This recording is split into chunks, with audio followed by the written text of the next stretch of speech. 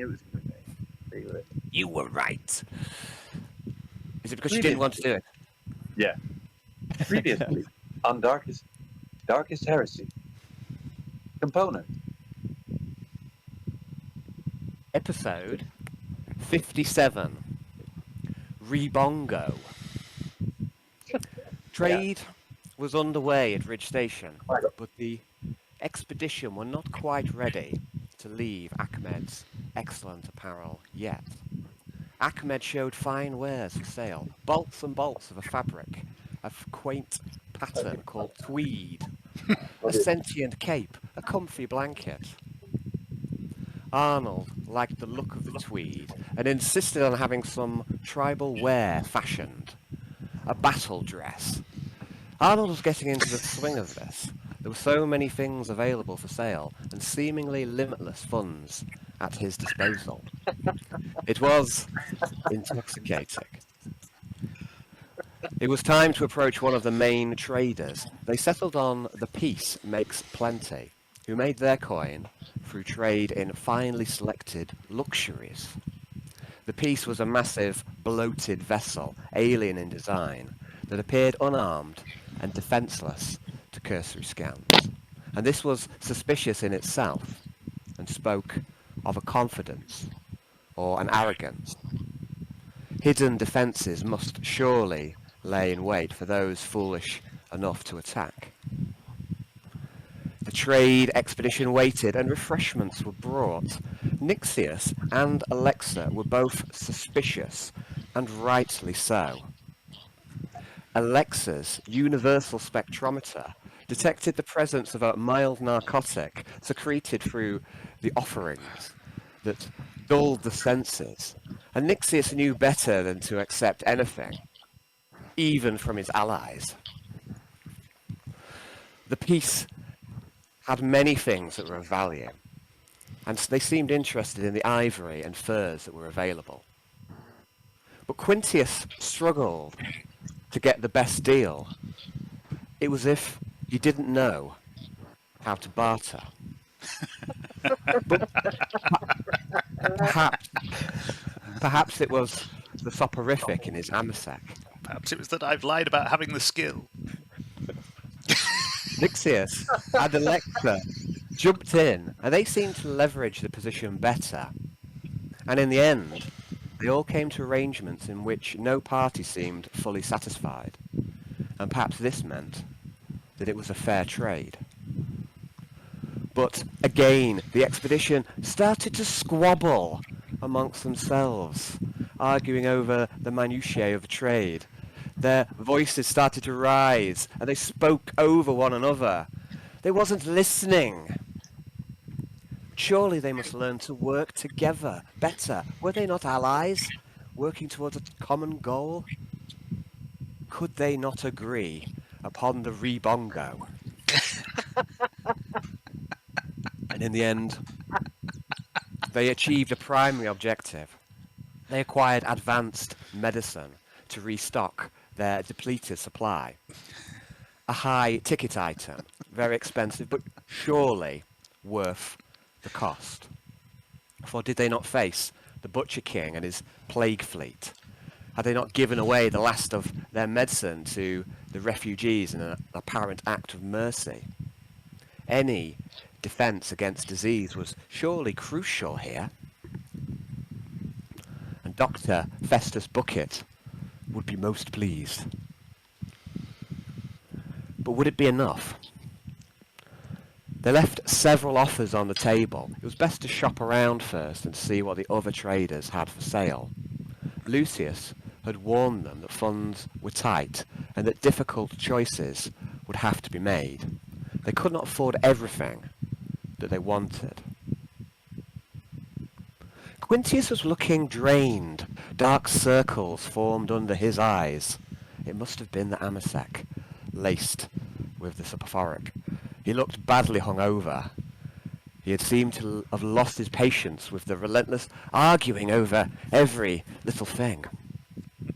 They had wasted too much time, and time was precious here, in as short supply as the throne gelt. They all needed a pick-me-up, and he insisted on dragging the team to the local inn, the ominously named End of the Road. And Athena, the NPC who no one had forgotten about, she seemed to have lost her patience also. Station authority was nowhere to be seen as they entered the small and seedy establishment. And around, all manner of curiosities could be seen, and the patrons were as varied as the drinks on offer. Okay, well, that's where we'll begin today's game. You will start on a map, which is the map of the bar, which is where we ended the last game. I'll just read the description of the bar again, if that's all right. It's been a good while since we last played.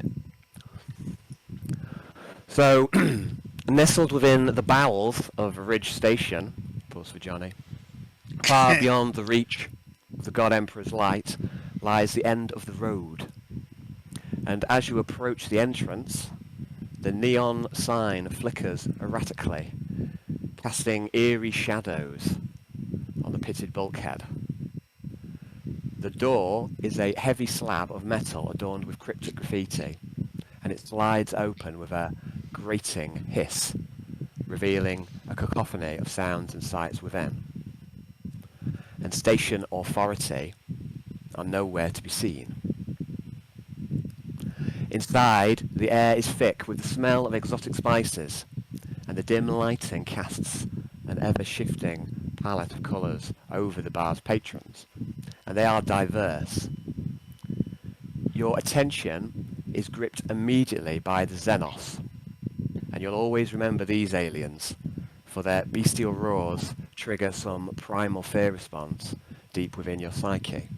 There are 3 orcs, brutal and massive, and they sit in one corner of the bar. There's clearly some form of sound dampener around their table, but the dampener is too weak to fully control their fracas. 2 of the smaller orcs seem to be playing a game that involves headbutting each other repeatedly, and it's not clear what the rules are or the stakes. And there's another orc, massive, bigger than any you have ever seen, and he sits watching the display with a tankard of some unrecognisable drink in his hand. And he looks finely dressed, certainly for an orc, almost like some kind of dark noble. And in one corner, a holographic jukebox emits a steady stream of pulsating beats, interspersed with haunting melodies. There's a pair of slender, luminescent dancers, their bodies adorned with bioluminescent tattoos, and they both move fluidly. Their forms create mesmerizing patterns in the dim light. Shadowy alcoves house various denizens, some human, or at least appearing human, and some clearly Xenos, and some cybernetic, or perhaps completely machine. There's one alien that captures the eye and the olfactory senses, and it looks nothing so much as like a skinned dog embryo, but it wields a smile that is supposed to put others at ease. And the barman looks human and neatly dressed, and there is a bewildering away of drinks. I'm sure I did the same fucking thing. Wee last Wadderwick! Fucking, I can't say away, man. Take the barman have a lift. You have to now. Well, yeah, I've got to do it now. It's now canon. David showed me the way with lisp. Okay, right. So, sorry, I've lost my place. And a bewildering array of drinks are displayed behind him. The bottles are as varied as the patrons, and some of them glow with an inner light. I am fucking roasting. All right, guys. So that's where we'll begin. You're in a bar full of, let's say, aliens. Degenerate. And, well, there may be degenerates in there, but certainly aliens. So. There weren't before we were on this, but now. Just to Well, clarify, you've maybe lowered the tone slightly, so. Yeah. the dog embryo. Hey Quintus, you got those crits? Hang on a sec. I'll answer you in just a second. Is this the dog embryo alien? Yeah, that's right. Right. Okay. I'm going to head over with Arnold to the bar. Go, come on, lads and lasses. Well, Arnold, I do have the Inquisitor's tab, but I think perhaps this is not the best place to be spending it. Drinks are on me, chaps. Come on. The whole bar has this. No, they don't. It's just to you. And I'm going to the bar. to head over with Arnold to the bar. Okay. Beckon everyone Arnold, else you to going as well, follow us. Okay, what did you say as well, Arnold? Did you say something? What did you say, sorry? I was like, let's see what sort of crazy drinks this place has. I'm off to the bar. Okay. There's diamonds So- over there. All right, cool. And what about Nixius and Alexa? Athena joins you both at the bar. So. I'll head over. You're staying Is there together? anybody? Can I look around? Is there anybody playing cards? No, the only game that seems to be happening is these two orcs. They seem to be playing. We assume it's a game. Maybe they seem to be happy and jovial as they headbeat each other repeatedly. But there does not appear to be any cards being played in this establishment. Oh, checking. I'll head over to the bar. I'll look around. I just lost Johnny there for a sec. Glitch, It's Johnny. alright.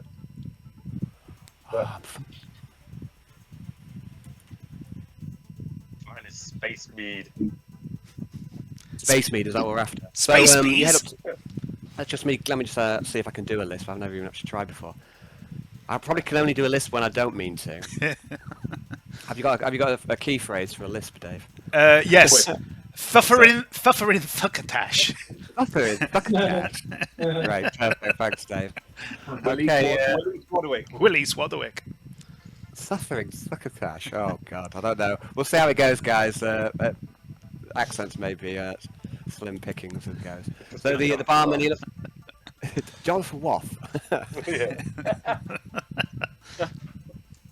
Oh dear. Okay, so the barman he is very finely dressed. He looks immaculate, very particular. And you notice, and this is very strange, that as you approach, he's not cleaning a glass with a dirty rag. Quick, get out, boys! It's a trap! This isn't a real bar! Is it clean? And no, he's there's no cleaning, no rags to be seen. It's quite off-putting in some regards. So Next he'll yeah, have very a, unusual. You're clearly far from the God Emperor's light. he'll have a normal name in a minute. Okay, and he goes, oh yeah, of course, he's got a perfectly good name, and he goes, yes, my accent's well practiced as well. He goes, hello, gentlemen, please, my name is Kurt. May I? Fucking Kurt! Kurt, and he's not polishing a glass! It's a trap! It's a perfectly good name, sir. Quintius is going to reach into his pocket and pull out a hand of thrones and slam them on the bar tab and say, "Round of drinks for myself and my 4 companions here. Arnold, what are you having?" Now, what he got? Well, I've got a lot of perfectly good drinks. Why don't I give you a list of them while I type into ChatGPT? No, the most popular drink around here is called the Ridge Reboot. Perhaps you would like to sample it. It's very popular and quite strong. Sounds Looks like Okay. I'll give me a flagon's worth. okay, a flagon. That's why. On. Perhaps just you should maybe try a small glass first. just a to normal see. measure, Arnold, just to start us off, I think. A round of Ridge reboots for everyone, yes? Nixius, Alexa, Athena? Athena, so is that Nixius says no, is it? I'm going to unclip my No, flagon, which I keep on my hip, Okay. and pass it to the barman. Okay. Because you need one for that bar. I always carry a flagon around with me. Yeah. So he goes, "Oh yes, of course, sir." And he takes your flagon, and he doesn't seem off-put or rattled by your. How many thrones are you putting down, Dave? I don't know how many you've got. I mean, I've just currently got my hand on a big pile of thrones that I had in my pocket. I don't know how much it is. Also, you know, Quintius isn't particularly au fait with the concept of paying for things out of his own pocket either. So this is, I've noticed this. yeah, this is, I mean, unknown territory. Well, Just going to grab a beer. So cool, so warm at the minute. It is. Have a look. Isn't it? Yeah, it's cooking. Let's have a look at how many thrones you got. So you got 217, so a good. You got plenty of money. So I'm not used to Quintius having money, so I'll just wait for Dave to get back.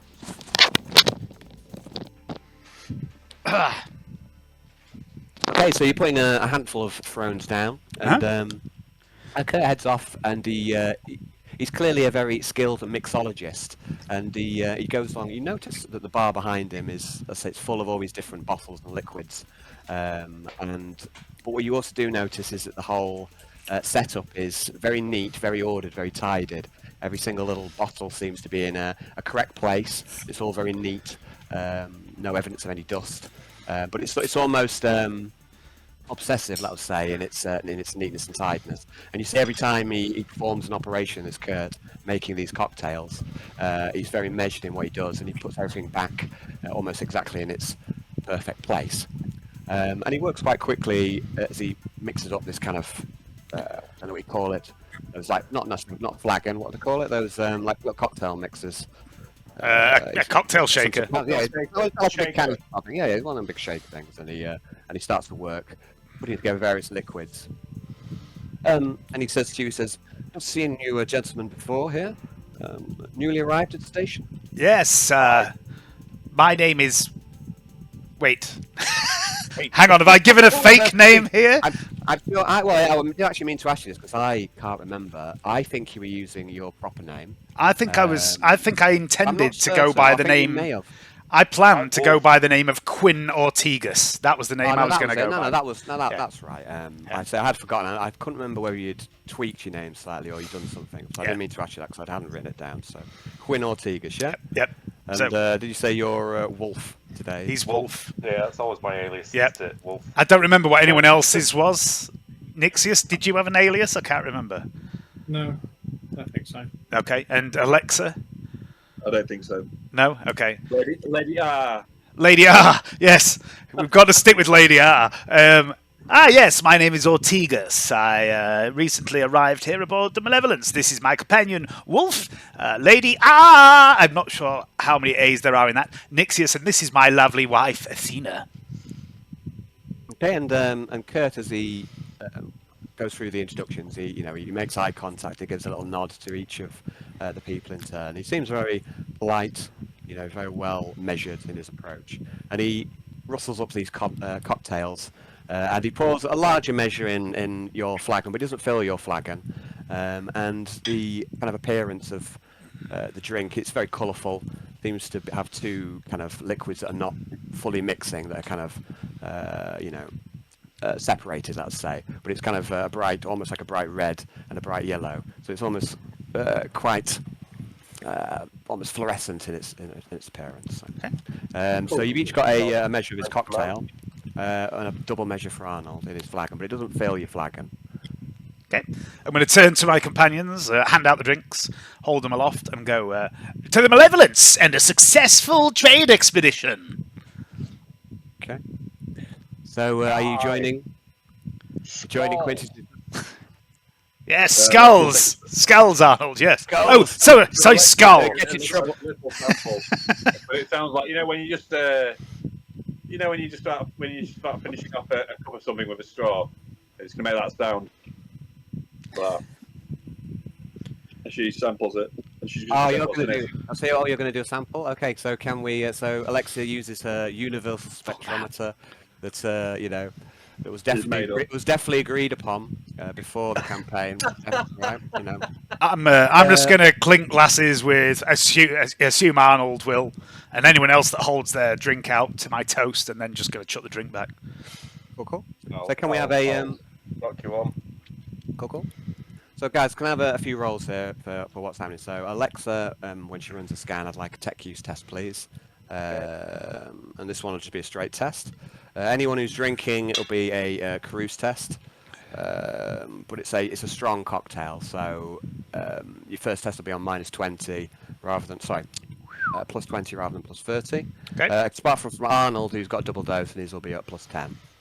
So if I could have a series of rolls, please. Oh no! Oh my goodness. Okay, so Saves. it must be, I don't know, maybe it's the strange colours. Breakfast. or maybe it was the ale you had earlier. I don't know, which was Mix your also drinks. laced. So maybe you shouldn't. Yeah, you shouldn't mix your drinks. So, Arnold, you've failed your test. Are you using a fate point to How re-roll many this does roll, or Arnold have? I I'll don't just know. check my fate points. Just get down to it. Why is it always at the bottom of this? I have 2. Whoa. I'll re-roll it. 1. Otherwise I'm going to be battered and useless. That reminds me, Alan. While we're on the subject of this, our little wager that we had. Did I decide? I didn't decide, did I? You haven't given me your decision, Dave. No, I meant to message and I'll you. probably feel free, and I'll probably write something in. I don't know, like to try and explain it, and try and get a few cheap laughs out of Johnny. Okay. But we'll see. But yeah, if you let me know who it's going to be, and then we'll take it from there. So Yeah. Okay. wager. Yeah, I always make foolish wagers, like I bet on England winning the Euros. So I bet wagered fate with Dave. Feels good to wager fate. It's a good currency, I think. You know. Oh well, yeah. I mean, it's just it seemed the right thing to do. Yeah, well, never mind. But anyway, it was the easiest fate the Dave's ever made. Is to bet against England. So such a safe bet. So And I'm also not remotely patriotic, so it was a win-win situation. yeah, you can't lose. Did you make money from it, Dave? No, I made a fate you point. made fate. Yeah, made fate. We've wagered fate. Okay, so you've had a re-roll then. Yes, very strong stuff, Arnold, but you're made of stern stuff too. So, but you need to be careful. It's a good job he didn't fill the flagon fully up, or else you might have inadvertently and accidentally got yourself wankered. So you've passed your test. Alexa, you scan the drink. There's a kind of a mixture of botanicals and flavourings. Not all of them that you recognise, but it does have a very high alcohol content, approximately 50%. But there's no poisons, no toxins. Get it in you. No, it's Right. as far as you can see, there's nothing here that should dissuade you from drinking it other than the alcohol itself, which is a poison, Alexa. I don't want to drink it. There's no unexpected poisons in it, in other words. I'll when Drink Nick is terrible. realizes when Nick takes a sniff of how strong it is, he's just going to raise an eyebrow and wait until he can swap his drink with somebody's empty one. Somebody's what? Sorry, with somebody's. Alexa's wankered. Alexa's absolutely wankered now. Okay, so I still didn't catch exactly what you wanted to do. So you're basically not drinking or not even sipping. But you're wanting to swap your drink. Yeah. Nick's just going to realise how strong it is when he sniffs it, and we'll just we'll palm it off on someone else. Okay, no worries. Anyone in particular, or let's put you up to the bar. Let's put you token where it is for a start, both of you, I guess. Yeah. You could give it as an in for someone who you want to talk. Oh, shut. It's all right, guys. I think we're not beyond a little bit of light metagaming here. I wouldn't stress it. So. Is Athena drinking anyway. hers? I can't see her, Al. That's so you can't see anything at all. Oh no, I think for some reason your token doesn't have vision. So there we go. Let's try it. How about now, mate? That's much better. Cool. Can everyone else see? Yeah. The map. Cool. So close by, if I just give you a description about some of the other people who are nearby you at your current location. So you seem to be surrounded by quite a few military people. There are 2 at the bar itself, and that you can both recognise that they're have a military bearing about them. One of them is dressed in a uniform, perhaps some sort of mercenary outfit that you're not familiar with. The other one doesn't seem to have any sort of formal army markings or anything. There's another lady over here at the bar, over opposite the bar, who's from station authority, but she appears to be off duty, and she appears to be deep in her cups. So that's these 3 characters here. You've got a couple of military folk, let's say. One who has proper military uniform, and the other one who doesn't. So, but a military bearing. Okay, guys. Okay, I'm going to turn to Kurt again. Go, Kurt, my good man. Do you happen to serve sustenance food as well as, Yes, or is it yes, just drinks? No, suffering succotash. You know, yes, we do. We have an in-house chef who is well versed in catering for a number of diverse physiologies. The menu can be somewhat expensive, perhaps, but we can offer food for a variety of cuisines and natures, let's say. Well, I mean, most of us just require a quite simple everyday diet, with the exception of Lady R, who has a rather unique physiology, but I believe she still eats normal everyday human food. Collie says hi. Hello, Collie. I don't know why I'm saying hello in Quintus's voice. She doesn't know Quintus, but hello. She's never met him. Hello. Hello, I'm not Quintus, I'm David. Speak normally. What's my own voice? Oh my god, my own voice sounds wrong now. Are you hearing yourself? Yeah, I got really confused about which was my real voice then for a moment. Okay, guys. So, where were we? Sorry. So you just asked whether food was available, and you've asked whether Lady R can eat normal food. Is that right? Yeah, I believe she can. I've seen her eat stuff, haven't I? Ooh. Yeah. Yes. So I mean, she's still got a stomach, right? Yeah. She blends stuff. She blends stuff. I don't know. I mean, we never really. I don't know if we delved upon Johnny's digestive system and Lady Alexa yet. Why don't you just make that up as well, Johnny? I mean, know, what do you tell me? Bizarrely, Dave in the other campaign has done okay. exactly the same thing with his tech priest, who now blends things and drinks everything through a finger. So it must be canon, Yeah, right? I mean, why not? Yeah, why not? I mean, it's all good to me. Yeah. Stuff like this. It's harmless. I never gave it to. I kind of liked it, which is why I roll with it. So yeah, it's just the audacity of Johnny as well. It's like, yeah, I shall do this. Are you surprised? No. Johnny, like Dave afterwards. Dave afterwards. He's like, I don't think Johnny had that, did he? He's like, you kind of worked it out that they hadn't been agreed beforehand. I could smell the metagaming. I kind of like it. So it's. I think I like Plus, it. she doesn't have a mouth, does she? So yeah, she's got like a grill, I think, and she like the rest. of Yeah, she's got like a bit of a grill. So like, I'm gonna put. Yeah, she's got metal plate in it, big metal plate in one side of her head as well. Like so, because she did get absolutely flipping blown to bits. Before she became the tech priestess. So, but she was clever enough to be worth saving. Let's put it that way. Oh, Quintus, by the way, it was 50 thrones for your round. Holy shit balls! Okay, I'm going to just pocket I guess the you're rest well of my aware money. that that's a very expensive round. So. Yeah. Same again. Yes, your round. No, I don't say that because Alexa's actually very drunk at the moment. Oh, okay, sorry. You so you failed your cruise test. Are you by using 5 points. I see. 5 points.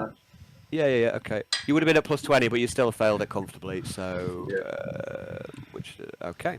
All right. So, Alexa, the alcohol. I mean, you're just not used to strong drinks, are you? It's not really your thing, and it's been a long day, I guess.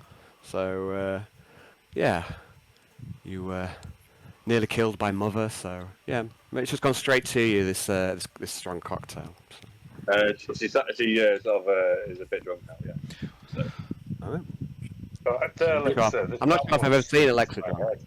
Leans on Arnie. What sort of time of day is it? She's got to your head of it. I appear to be I'll operating check at 60% efficiency. Okay, Alexa. Don't worry. If you need to hold on, just hold on to me. It's fine. She does. And I'm just finger my necklace and look at the orcs. Think, should I have this on display? Yeah. So. All right, you'll easily be able to fight them, won't you? He will. Yeah, well, 20 thrones on the green skin, Alexa. To answer your other question, Dave, it's about 6:15. Okay. So in the evening, so it's quite late. The first day, isn't it? Oh, thank you, sweetie. Not you, Dave.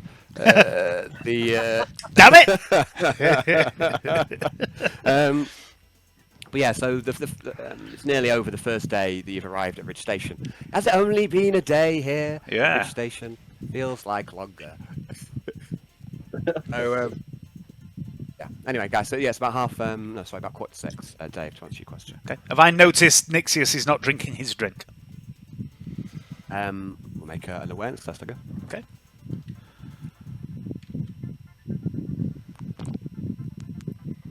You made a cruise test, great. Is it just straight? Straight test, I guess. Oh no, it's an easy test, I'll say plus 10.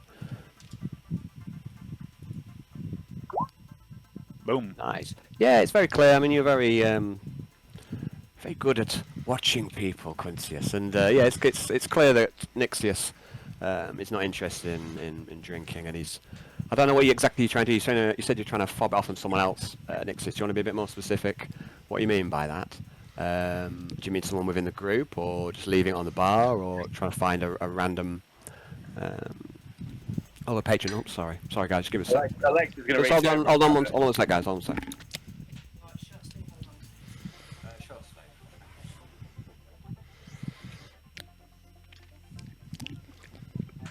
Actually, right, I want short sleeve. Okay, right. Sorry, mate. Sorry. I should hopefully now have got my attention.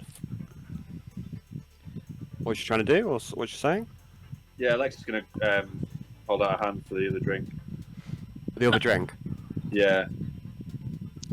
Okay. So yeah, it looks like you managed to fob off your drink onto Alexa. Not drinking, Mr. Nixius? No, that's far too fucking strong for me, thank you. Oh, come on. A little dance with the devil's sauce once in a while never hurt anyone. It's not true, Dave. Hey, it's not Dave saying that, it's Quintius saying that. Let me just be very clear. That's fine. I just wanted to make one other little quick point as well, guys, is that Athena seems to be holding her drink reasonably well. That's because she's my wife. My wife. My wife can drink. Well, would you prefer something a little less manly, Mr. Nixius? I'm going to say that with a wry smirk on my lips. It's clearly goading Nixius. No, thanks. Oh, come now. Don't be such a stick in the warp. Fuck off. Oh! He challenges you. Sacrifice him. Oh, it's like that, is it? Oh, I thought we were all here as partners, working together and celebrating our first successful trade. But no, you be a grump, Nixius. We've got a job to do, and getting wankered on the job isn't my job. I'm not getting wankered, Nixius. I'm having a single drink to celebrate a successful trade. Besides, it's getting late. It's tea time. Can I have an awareness test from Nixius as well, please? Don't use your service score for this. And also, speaking of being on the job, Nixius, we're trying to blend in. Rogue traders drink on the job.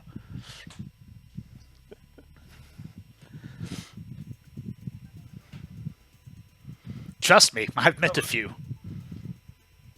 I'm going Do you think we'd find anything? What orcs have to trade? Teeth. Teeth. I have a tooth on me. That might get you a punch in the mouth. Have you made a decision whether you're leaving them on display or not, Arnold? What? Just my tooth? I thought you had. I thought you put some. I don't. Is it one? I thought you put a few of them in a like. Oh, I probably did put a few of them. Yeah. I thought you did. Yeah. I mean, it's. I mean, I'm assuming you are wearing it on display. It's the sign of wealth in orcs, but I wouldn't know that, would I? But it's triumphantly on display. You don't know how they'll react to that. Shows that I might get some more respect for having teeth on display, you know, from fellow tribesmen. Yeah, you don't know how they'll react to that. So. Yeah, exactly. Surely there'll be no combat. Surely, and I'm gonna ask Steve Barber, Kurt. Yes, sir. What are the orcs drinking? Well, it's a specially derived drink just for them. It's like I say, our in-house chef. He's very good at selecting food and drink that can cater for different physiologies. But I believe it's based on some kind of fungus, some kind of Okay. mushroom ale, let us say. But I wouldn't recommend it for you, sir. I don't think it would react very well with you at all. Arnold, Well, no. I've got the job to do, as Nixius has reminded me behind here. Yes, you'd have to sign a number of disclaimers as well. I'm gonna place my hand on Arnold's forearm and go, Arnold, that was not a challenge. Don't try and be big and hard and manly and drink the mushroom ale, whatever you do. Don't do it, Arnold. Don't drink it, Arnold. Don't, Arnold. Don't drink it, Arnold. Drink it, Arnold. Drink it. No, don't drink it, Arnold. Quintus, you need to stop talking to yourself. Okay. But maybe not. I do not. Thank you very much, Kurt. Anyway, that's very good of you to tell me. I just wondered because it almost looked like they were drinking ale instead of shots. Yes, it is. Well, I say a form of ale, I presume, sir. But yes, I'm happy to help. I'm here for you to assist you if I may. Oh, thank you for your time. And I'll look at Quintus and smile. Smile back. Yeah, like I've just remembered my manners. Smile back at Arnold. Give him a bit of a wink and a thumbs up. Well done. I have to say, sir, your hairstyle is quite fetching, and you notice the matching hairstyle that you and Quintus or Quinn Ortega, have, and he said this really is. I think this might well become the fashion on the station within a few days. See? Well, if you want, I can give you the same cut. Yes. I'm not sure it would suit me, sir, but thank you. Well, I'm sure it would. And there's of course policy to be maintained. Who cut the hair? I can't remember. Who was it that gave us the haircut? I think it was Ivy. You did it. I think it was Arnold who did the haircut. I don't know. So I could have archived that again. Please get too minded that I was like, oh no, let's do it this way. Okay. Yeah, kind of like a crazy brain. I do. Okay, so over in the corner by the orcs, there seems to be a conclusion or resolution to the game that was playing. One of the orcs now seems to be passed out on the floor, and the other orc is kind of roaring in victory. So the headbutting competition seems to have come to a conclusion. Oh Okay. wow. I'm going to turn to Nixius again and go, Nixius, part of the reason I brought us here was to get away from the trade for a moment. We weren't getting anywhere. There was too much conflict. We don't have any direction. I thought we needed a little break. Thought we needed a little break, a little moment away from the task at hand, just to sit down and strategize. A little moment to nag me like my mother. Quintus. Maybe we'll get some good tips in here. I bet your mother can drink. Some deals for trade. You too. I bet your mother can throw them back, Nixius. I'm going to catch the eye of the barman and say, have you got anything a little less volatile? Of course, sir. Bet your mother liked the sauce, Nixius. We have an in-house ploin juice that we might be able to provide with you, sir. Would that suit you? Yeah, please. Ploins in this region of space are most succulent. Oh, barman, could you get him in a cup with two handles, please? Perhaps a teat on top as well. Kurt very diplomatically doesn't acknowledge that comment, and he moves off to his mixing station, and again he starts to prepare this drink. And always he's putting things back exactly where he took them from, and always it seems to remain perfectly neat and tidy. The bar area. And the Emperor Tippy fashion.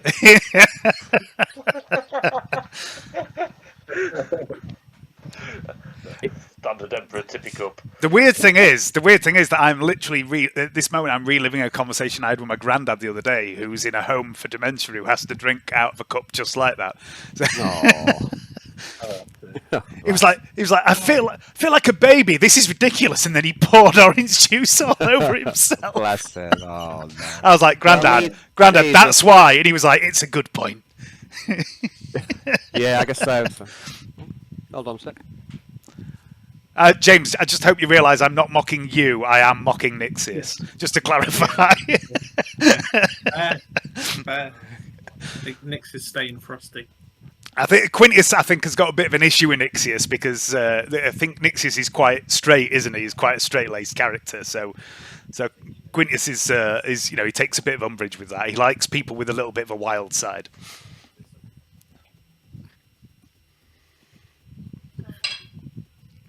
And he's determined to bring it out of Nixius. I don't think he's realised yet what a psychopath Nixius can be either.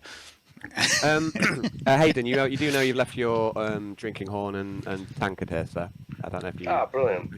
Jimmy, you must have known. Yeah, but yeah, you've left it here. I'll put it to one side, just so you know. Have you not been drinking out of it? Hey? Have you not been drinking out of it?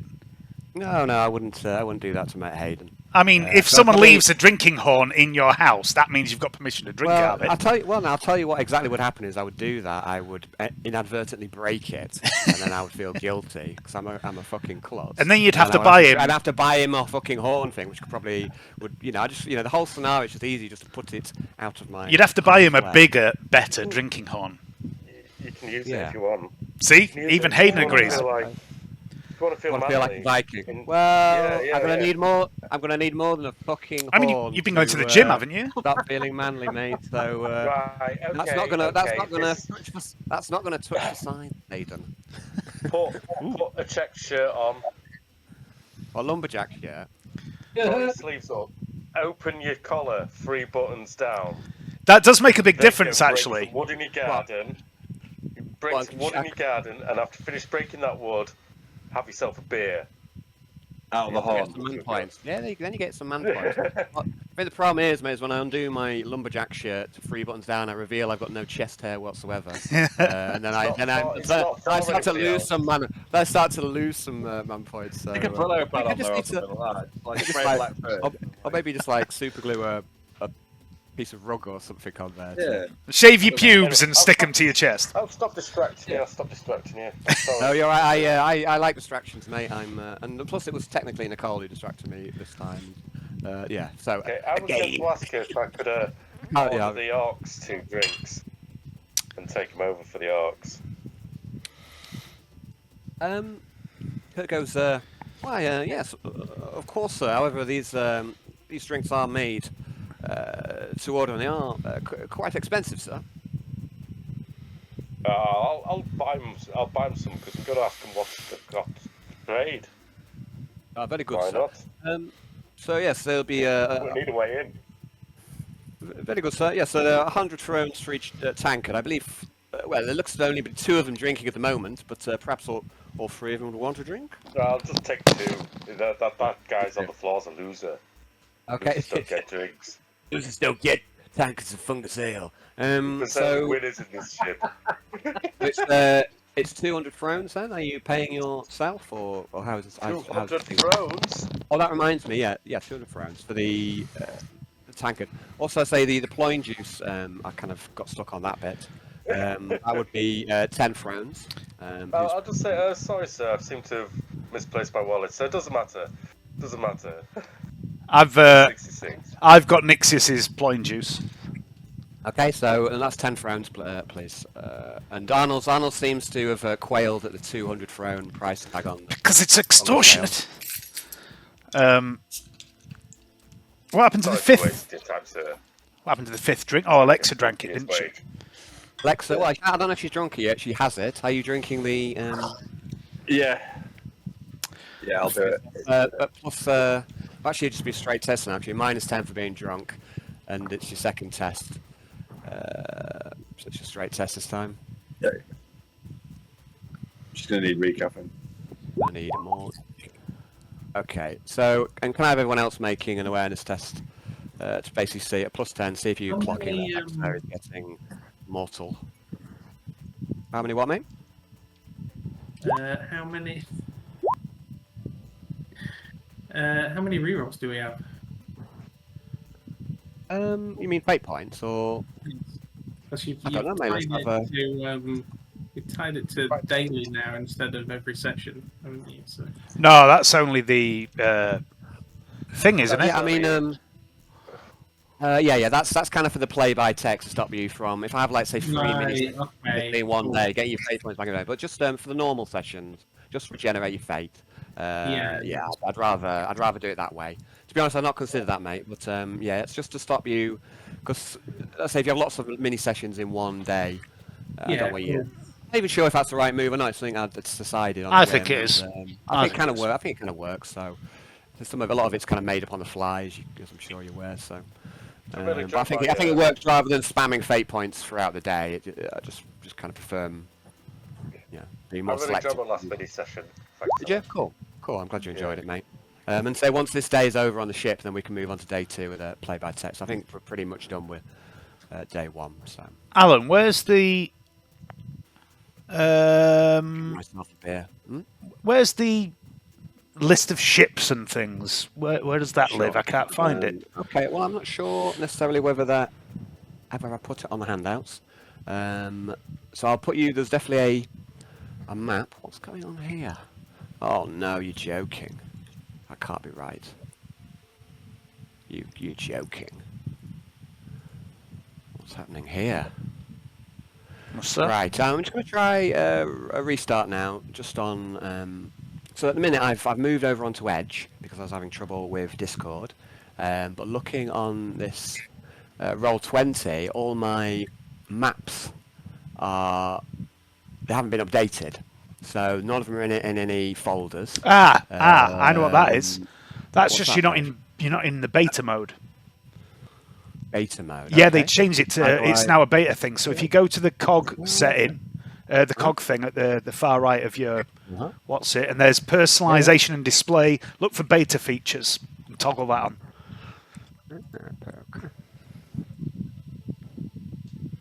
Buenos. Right, it's reloading. Let's see if that does the trick. I don't know. I haven't managed without the folders for the maps and stuff. Yeah, Right, it's so if I really go good. back here, I'm not sure if I put this into a handout, so I'll just move you on to... Oh, is that it? I'll move you on to the page. But yes, I don't think I ever put this into a handout. Right. That's so... what I was looking for, yeah. I forgot it wasn't. Yeah, I can maybe... I don't know if it's how easy it is. Yeah. I'll try and... Yeah. I'm just going to get myself a beer, so okay. I'll be right back, guys.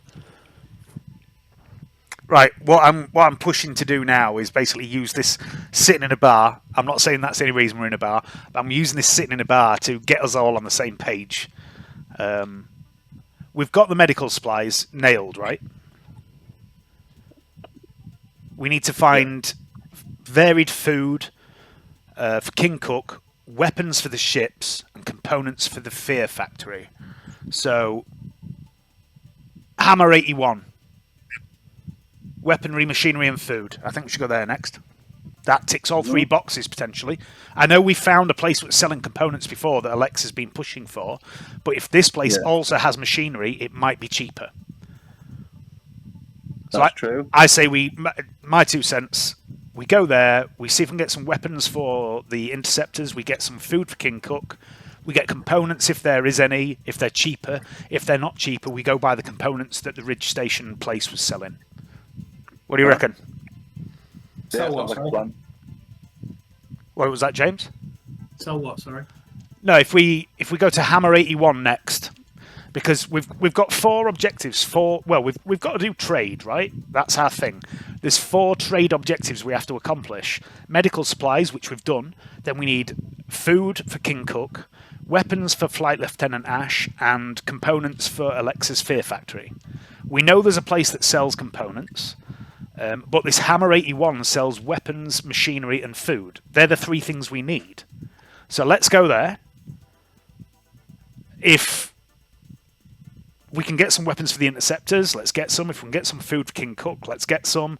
If they sell in the machinery components for Alexa, let's get some if they're cheaper than the ones that Ridge Station was selling. If not, then we can get the ones Ridge Station was selling.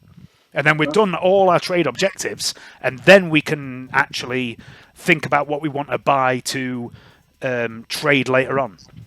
Yeah. Agreed. Yep. Agreed. Yeah. Hey, did good. you know, by the way, we have Nixius? Yeah, we have we've got 3,000 orc teeth. Have we? Yeah. I didn't know that. Wednesday. All right. We must have killed a lot of orcs. Alan, you're muted. Yeah. Cheers, Dave. I think you got them when the orcs basically raided your Yeah. ship. So you took a load of weapons and Yeah. loot off the orcs. So I think that's where that came from. When you were attacked, that's quite a while ago. That's also where Arnold got his teeth from, I believe. Cool. So what's that? I earned my Quite a own long teeth. time ago. That must be a couple of years ago. If those orcs have got thrown to throw at like 100 thrown drink, then Yeah, they must- exactly. that's what I mean. So- teeth. They might want them more. Why don't you swap some teeth for some thrones? See if you can do that. Yeah. Or we pay the orcs to attack the other Inquisitor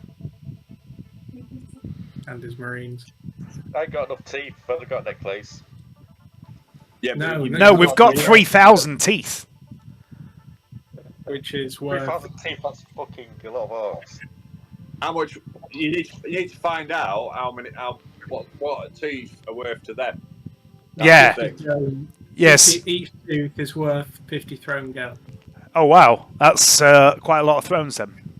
Yeah. The only problem is, it's all right saying pay them to go and attack the Inquisitor, but first of all, Well, that's a very powerful ship the Inquisitor's got. He's got Grey Knights. We don't know where they are, and doesn't he have stealth tech? yeah. So you've got the minute. True, Yes, that's very true. But like the prospect of let's say hiring the orcs is not not beyond the realm of possibility. But to actually put them through the other Inquisitor, the main thing is you've no idea. His main defense is the fact that he's got a stealth vessel. Yeah, we don't know where he is. Orcs and raiders. Orcs and raiders. They've probably picked up loads of shit that they don't even know what it is. You know what I mean? So they could have like really like valuable stuff that they don't even know is valuable that we could buy for teeth that they think is valuable. You know what I mean? And they just might want to offload some shit. So it's like If you want to go and try and deal with the orcs, see if they've got any components or something, Alexa, then fucking do that shit. I might try and get some sober up a bit first. I'm smashed at the minute. It's fine. It seems like a good idea when you're drunk. Well, Yeah, it does. so on the other note, surely hiring orcs is that's heresy. Sure. it's also dangerous. It could backfire. Yeah. So let's. I reckon we should go to this Hammer 81. It ticks potentially 3 boxes. Definitely ticks 1 box, possibly 2, possibly all 3 boxes of what we need to buy to achieve our objectives. Once we've done that, then we can, cut loose a little bit and start doing a bit of proper trade rather than at the moment we're just trying to tick the boxes of what we have been told we need to get. Right? Yeah, so yeah. Let's do that. Let's do that, and then let's go a bit more wild with the shopping. Well, I was going to say, while we're here, money shall we left. just approach the orcs if Yeah, they go are for it. trading anything? Go for it if you You're want to do not that while over you're here. Yeah. You're Yeah. trying. So like, I'm just gonna say to you, I'm just saying to Arnie, I'm just like, you have teeth, don't you? Our necklace full of them. 13. But then we have, Oh, no, Don't we minus have- 2, which uses to pin up an axe. more. Then we have more on board the ship. Did you use? Sorry, that's the suppose you said that. Didn't you try and hammer in teeth into the Yeah, wall? I did. I've got using a shoe. Excellent. No, but Yeah, using a yeah, shoe it's bit a shoe. is okay. I just wanted to. That's just popped into my memory. Yeah. I've forgotten information. We've got ivory as well. That's like massive. We do have ivory, yeah. Well, Oh, we I did. thought We sold it. You have sold it. It We've was still sold it. kind of the process of transferring it from one ship to another is not obviously instantaneous, but you have made the sale. So if you then to renounce that, that would certainly lead to That would be bad juju. Yeah, that would. it's No, not a just, rogue trader's word respond. So well, What was that, James? I said look it's at the you. integrity of the orc tooth that gives it its value. Yeah, So not just it's not bone, is a it? matter of trading the mammoth horns. Yeah. Yeah, so it was a really big orc. We'll leave that trade alone. We made that trade. We made it in good faith, so let's leave that. Okay. is that Yeah. your new cat there, James? Yeah, James has got a new cat. Yeah. yeah. What's it called? Yeah, What's it called? Give me a sec, I'm just... Show off. Sorry, I got excited there because I'm a cat person. It's like, oh, James has got a new cat! Show us your pussy, James. I would like a new cat. Yeah, I wouldn't mind a cat. We actually we rehomed it. All right. Someone that Alison Oh. worked with. That's even Who was, better then. Yeah. We got really lucky, to be honest. But she's she's pedigree. I was going to say, I just saw the arse end of it and it looked very fluffy. What is it, James? Is it like a Persian or something? It's a ragdoll. All right. Leanne went to a friend's house in York last night, and she's come home today with pictures of a friend's cat, which is a ragdoll, and it's like almost pure white, except for a little bit of grey, and it's just rolling around in front of her like, stroke my belly. It's like the most placid cat you'd ever fucking seen. Yeah, she's soft as fuck. Oh, she's just eating. Give me a sec. I'll Okay. grab her in there. In a mo. Right. So while you were AFK, Al, we did a little meta / role playing, deciding where we're going to go next after this, because that's the reason Quintus has brought everyone here, really. And I think we're all on the same page, bizarrely. Wow. But if you want to deal with if Hayden's going to deal with the orcs or whatever, then Okay, so you've decided on Hammer 81 next, and okay. So, were you wanting to interact with these orcs while you're here? Did you say, Hayden? Yeah, I'd like Okay, to. and did you end up getting a drink or not for these guys, or? no, he balked at the you- price. what did you- Six thrones. I've only got six thrones. I mean, like, I just can't afford it.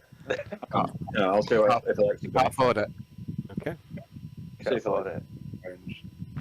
Is it meta of me to assume that I know Arnie is off to try and see if the orcs have anything for trade? I don't know how much of that was a conversation. I don't mind stuff like this. That's Okay, doesn't right. bother Fuck it. me. I mean, Fuck it. This feels like a good use for once. I've got 200 thrones. I have 200 thrones. I'll buy the drink. Hang on a sec. What was that, James? I said, we see if Nix can do it. Actually, I'm just. Well, you are a cold trader. So what's cold trade? Is basically someone who Xenotech. deals in Xenotech, Yeah. right? Yeah. That's your background on Nixis, is that right? I mean, I was literally going to go with, I think Arnie's buying these drinks to potentially get us an in with orc trade and thrones, and orc teeth are high exchange rate. I was basically going to go 200 or 300 thrones on the Inquisitor's credit card is a drop in the ocean. Yeah, of course. I mean, if I have a look on the general, where are we? Trade expedition. So it's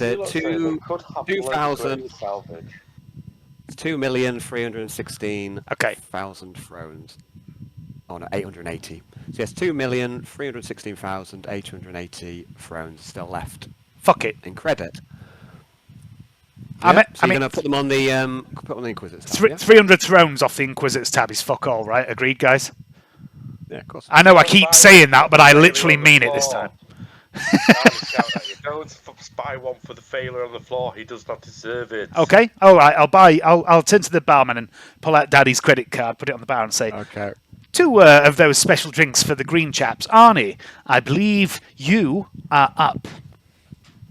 Okay, so Kurt, just hold on a sec. So Kurt, with this one, he actually puts in a comms and he says, "Yes, just be a few moments, sir." And there's a slight delay while the drinks are manufactured, not by him, but it's being manufactured off-site, and then they are brought, Right, brought a few moments later. So so just before, just so you know, it's not instantaneous the arrival of the drinks. She is a beautiful big ball of fur, James. What's her name? Yeah.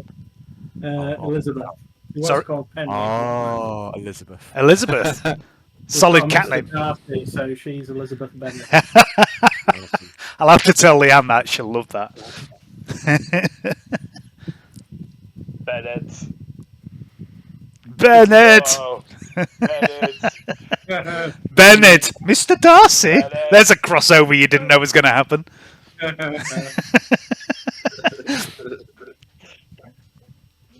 Spencer's thinking in Arnie at the moment.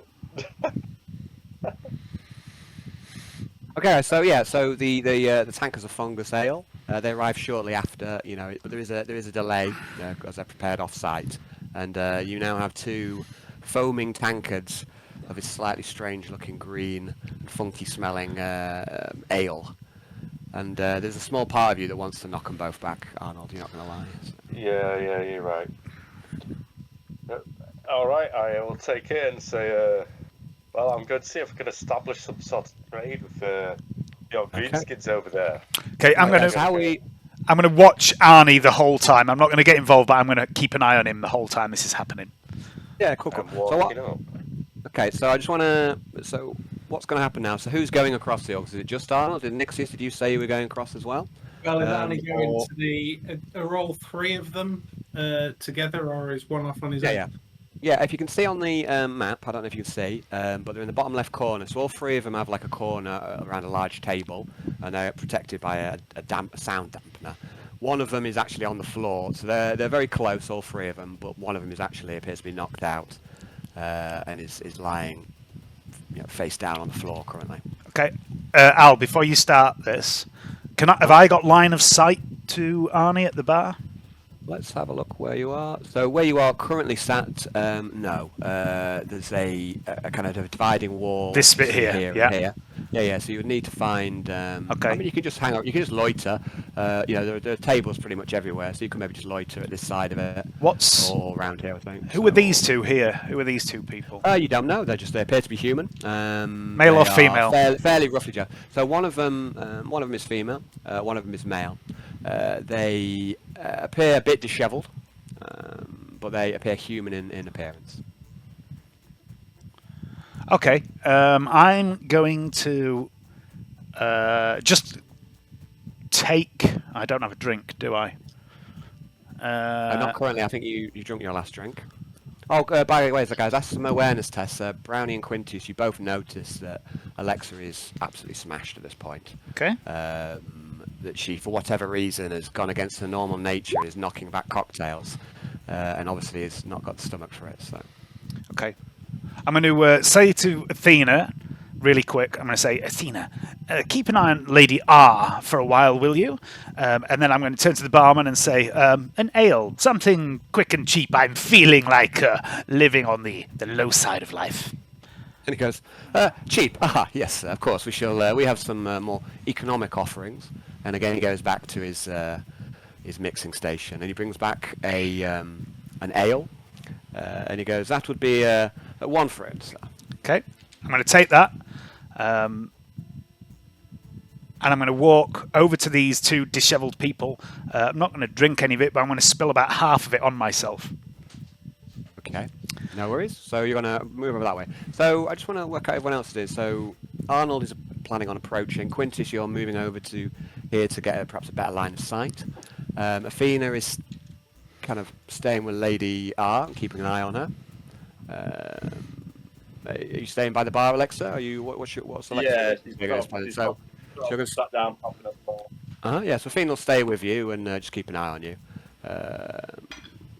And what about you, Nixius? What would you like to do while Arnold's approaching the orcs? Are you going with them, or are you going to join Quintus? So what's Arnie doing? Is he taking the drink with them?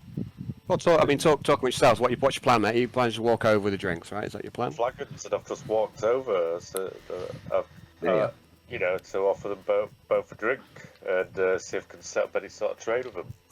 Well, can I check Xenos to find out what orcs drink? Well, you already know they're drinking this. So he already knows they're drinking this one because that's what they're already drinking. So Kurt's already explained that. So there may be other things that orcs drink. I've already asked. But that bit's kind of already been done, let's say. Oh, cool. Okay.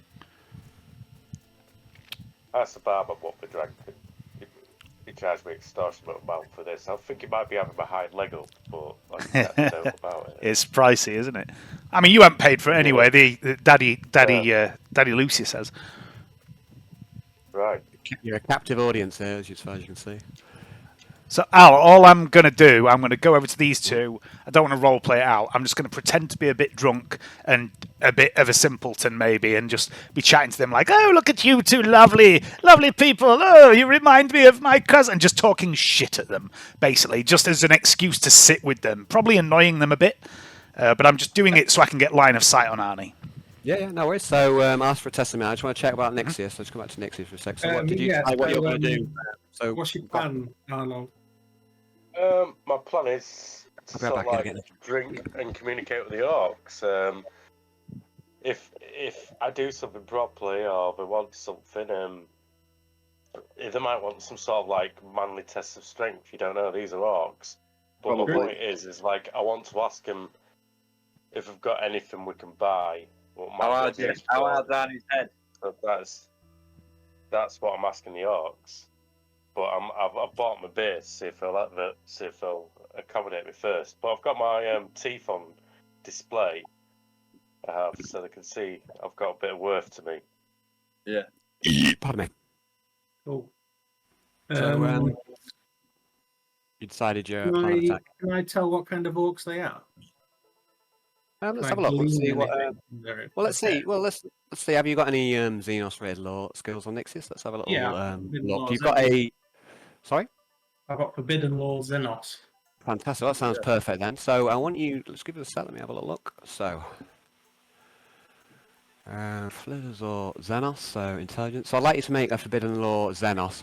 Now, because you did also, you've done let's say a load of cramming / homework in preparation to your trade expedition at a plus 20 on this one, I think, for all the kind of prep work that you've already done on Nixius prior to the expedition. Okay. All right. So, what can you tell about these orcs? So, you can clearly tell that these orcs, Nixius, are not the same orcs that attacked and raided the Malevolence.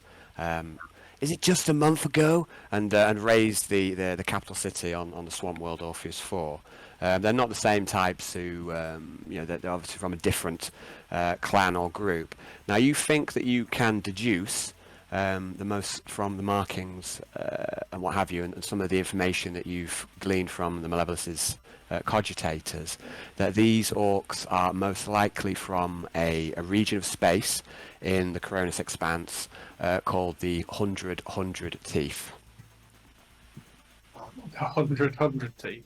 Yeah, so the 100 Teeth is a group of kind of orc. It's like a centre of orc power in the Coronis Expanse. They are a load of kind of orc worlds there, and yeah, it's pretty much in a region of space that's given over to orcs. So it's called the 100 Teeth. But these are, let's say, locals. Local boys.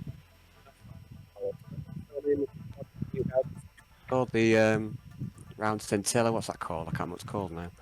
But anyway, but they're from this region of space, which is the other side of the. Yeah, the Collector sector. That's it. So they're not from the Collector sector. They're from the Coronis Expanse, and they're not from the miasma itself. So. Has Nixius gone with Arnie? I was AFK there. So. Yeah, I can't tell if there's any kind of clan. What's the word? Eccentricities. Okay. There's probably not enough to know there. There's, the amount of information that's got on these orcs in that sort of level of detail is probably not present. But and let's say you've got enough knowledge on Nixius about orcs in general to know roughly what to expect. But as for the specifics of what their clans are like, no, that's a bit too much information, James. Cool. Okay. Well, we can assume that you can kind of meta to a degree of what orcs, what orcs are, and what their personalities. I mean, like as in the kind of knowledge that you have about orcs, you've got quite a bit of it, probably more than me. But you can kind of assume that Nixius knows, a good kind of base knowledge about orcs in general. Okay? Yeah. I was just wondering, like if they were like Blood Axe or Clan-wise. Yeah. So, like I say, the clans which are familiar in the Collector's sector, they're not the same clans that are out here in the Coronis Expanse. So, the sort of specific information on let's say, the politics and the clans of the 100 Teeth, there's just not enough. Not enough there. It's not an area where you've specialised, and you've got some information there. But like I say, what you're after here is to know a little bit more about what their clan symbols mean and their personality of their clan. You just don't have that, I'm afraid. So.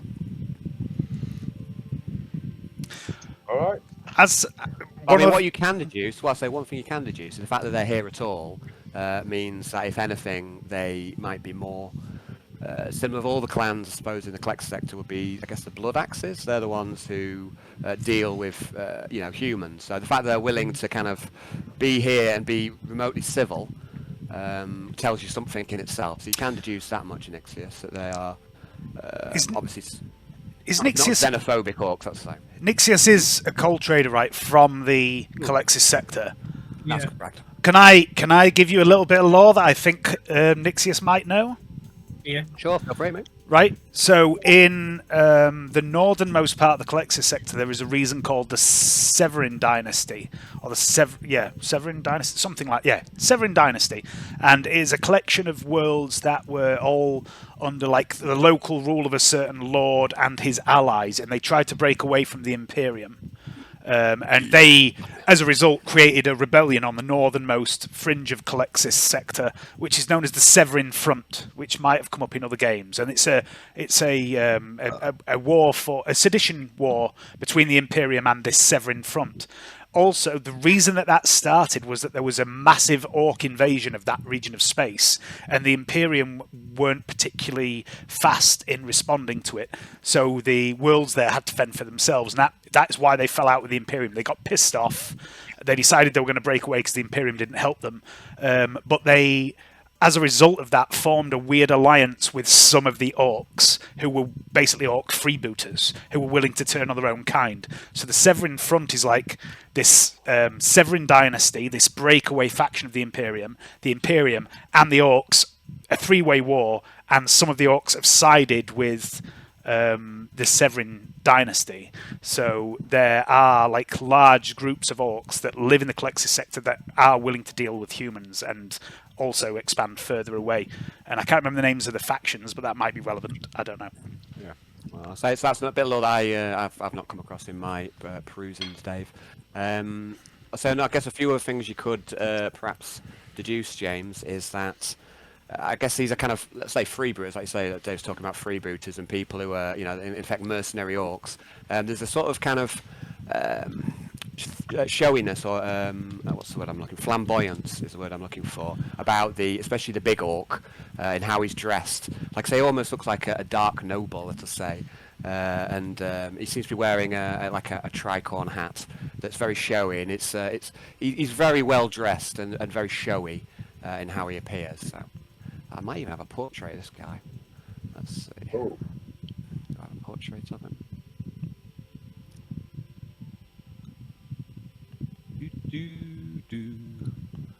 Okay, so I'll just quickly show you this guy. So.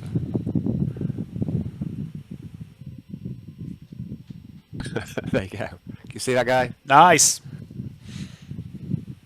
Oh, he is proper freebooter. He's got some style, that guy. Yes, he looks very well presented for an orc. So Cheers.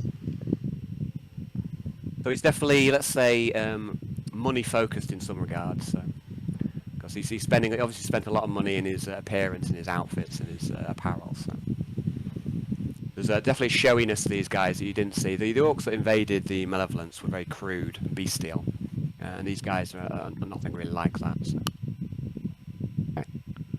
Cool. Thanks. So no worries, mate. Was that enough? Is that? Yeah. I'll head over with. Are you gonna join him? Okay. Well, so you two are going. I said, like, are you all right with me tagging along and trying to strike up some trade, or you want to try it solo? Yeah. Catch up with me. I'll be there again. Oh yes, Nixius. Sorry, I got carried away. Yeah, let's go, my friend. Okay. Let me approach him first, if that's okay. Sure. Yeah. Give me a nod if it's okay to come out. Well, no, you're you gonna- can come with me, but let me talk to the orcs first. Okay. We need a safe word. How about Now the time for that, Dave. how about quiche? If Arnie,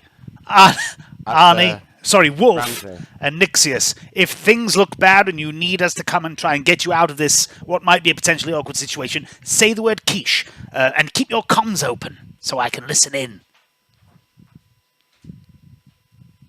Okay. There won't be any combat though, guys. So. Okay. Well, I'll head over there. We've got these 2 grog in the hand, and I go. Okay. So you got the grogs in each hand, and Nixius is approaching by his side, and so you walk through this kind of dampening field that is insulating the rest of the bar from the sound of the orcs. And as soon as you walk through this kind of electromagnetic field, you are kind of assaulted by raw volume. Now, I'm not going to try and do orc because I'm not very good at it at all. I did put on a voice mod like an orc mod, but I'm not even going to bother. I'm not even going to attempt to be an orc. I don't know if I can. If I do an orc roar, it just doesn't. It's not very convincing, I'm afraid, guys. So I put on my orc face. But anyway, there's this assault of roaring, bestial roaring as you pass through. And also there's an assault to your nostrils as well. There's a certain sort of odour to these orcs. There's nothing else quite like it. So the both of the orcs immediately look at you as approach, and the conversation between them seems to stop, and they eye you up very closely. But they also, you see, it's the big orc, and you know enough of Arnold to know that the big orc is the one in charge, and he's the better dressed of the one, the more flamboyant of the two, and he eyes you up as you approach. Look him dead in the eye. Roar, he said. What's it say? Okay. Roar. No, he doesn't know. He doesn't say that. He goes, "Hello, friend. Interesting if you're open for trade. Got you some ale, lads." Okay. So, and you've got the teeth on full display, right? Yeah. Okay, and I would like. And what about you, Nixius? When he approaches this, are you just keeping quiet? Yeah, I'll let Arnold do the talking. Yeah, that's perfect. Okay, Arnold, I would like from you, please, a testing, I guess. Let's see how your first impression goes. Let's have a look. I'm trying to put manly essence on, like stern but. Arnold can't help but do so that way. So, can we have, please, as you approach with the tankards, can I have a fellowship test? I'd like you to add a +20 for the drinks that you're bringing. I love making our roll fellowship. Okay. Are you keeping that roll? I'm gonna re-roll it. Why not? Last fate point. It's an important roll. Get a 1. Thanks. Yeah, everybody won. It's even worse. It's even worse. It's quite the worst. So you walk in with your 2 tankards, and the giant orc, he looks you up and down, and his eyes immediately see them clock the necklace of orc teeth that hangs around your neck, and he says to you in his most manly orc voice, he says, "You got some nerve walking over here with a necklace of teeth around your neck." And the other orc beside him stands up. So just let me say the other orc who was sat down, the one who's just won the headbutting contest, the smaller 2 orcs. He stands up, and you can see him kind of flexing up and squaring up against you. So what do you say? Sorry, Arnold. I'll say I collect human skulls too. Oh, so you're an equal opportunity killer, are you? I am. Did you put the mutants, humans, anything which dares to attack. So far, I've been lucky. Where'd you get those teeth? Orc invasion on my ship. Oh yeah. Yeah. Do you know what kind of orcs? Clean ones. So you don't know what kind of orcs? I don't. But, oh wait a second, wrong voice. I don't. But they're ferocious. Green So ones. Fight hard. I know your kind does. Much So the orc- respect to you. The orcs exchange a look at this point, and they kind of laugh at one another. And the orc says, "Sit. Pass over the drinks. The name's Captain Death Orc." Yeah. And he doesn't extend his hand or anything, but he does. If you put the drink down, he will take your drink. Yeah, but I put the drinks down in the middle of the table so they have to reach and grab it instead of like be slaves, like put an equal opportunity. No worries. I'll say the smaller two orcs gets both drinks and moves one over to Captain Death Orc, while he drinks the other one. The third orc appears to be completely knocked out on the floor. And he says, "Yeah, sit. What's your name then?" Well, Arnold. I'll be straight with you. No, I usually go by Wolf, but it's Arnold. Yes, perfectly good name. Yeah, I'm basically approaching you, lads, because if you can afford to drink this, you must be good at making money for one, and two, you must have, if you've any scavenged parts or stuff like that. I was wondering what you have for trade. Trade, eh? Yeah, I mean, we're not much traders, are we, Grog? And again, he looks at his kind of smaller orc, and the other orc laughs when they exchange a glance. He says, "We're more here to sell our services, let's say, killing services." Oh, I see. Yeah. Well, we're kind of almost in the same trade then, aren't we? But basically my ship. So is that all the services you do? Do you ever loot ships or have any spare parts? Or? Well, we might have a few bits hanging around. We do a bit of raiding, of course, as you'd expect. But yeah, we've got a ship here. Got a load of boys with me. Yeah, we could do a bit of fighting for you, if you like. Oh, what do you charge? Well, Grog here. Why don't you? You're the reader. And Grog says, "Yes, boss." And he pulls out these little tiny pair of spectacles, and they're incredibly small, that sit upon his nose. And he starts to pull out some kind of and I say they speak pretty good, kind of like low Gothic as well. It's they're not speaking in Orcish, so I don't think you speak Orcish anyway. But it's quite understandable. They're both quite understandable. Obviously used to dealing with humans. So Grog brings out some kind of this kind of almost heavy tomb of all these. It also looks like loads of squiggling, and he decides to show you, what they charge and what they have to offer. So let me just double check this. I'll put you on another map. I love the way. Can you read? You can't actually read though, can you, Arnold? Is that correct? You can't. No, I can't either. So he shows you this tome. He says, "Here, all the numbers are here," says Grog. And I'll look over to Grog and Death Arc and go, "I'm not a reader either. Here you go, pass it to Nix." Thanks, mate. Let me peruse this at your leisure. Oh, nice save, chaps. That's wonderful. Oh, you're hearing the comms. I'm smart enough to learn to read. I just choose not to. Says Captain Deathhawk. There's plenty more things to be doing in life, isn't there? Can I have now these? Give me a few minutes. My parents just here. I'll be right back. Tell them to go away. We're playing a game. Tell them the Dark Heresy is more important than Flamley. Flamley? Flamley. I'm back in.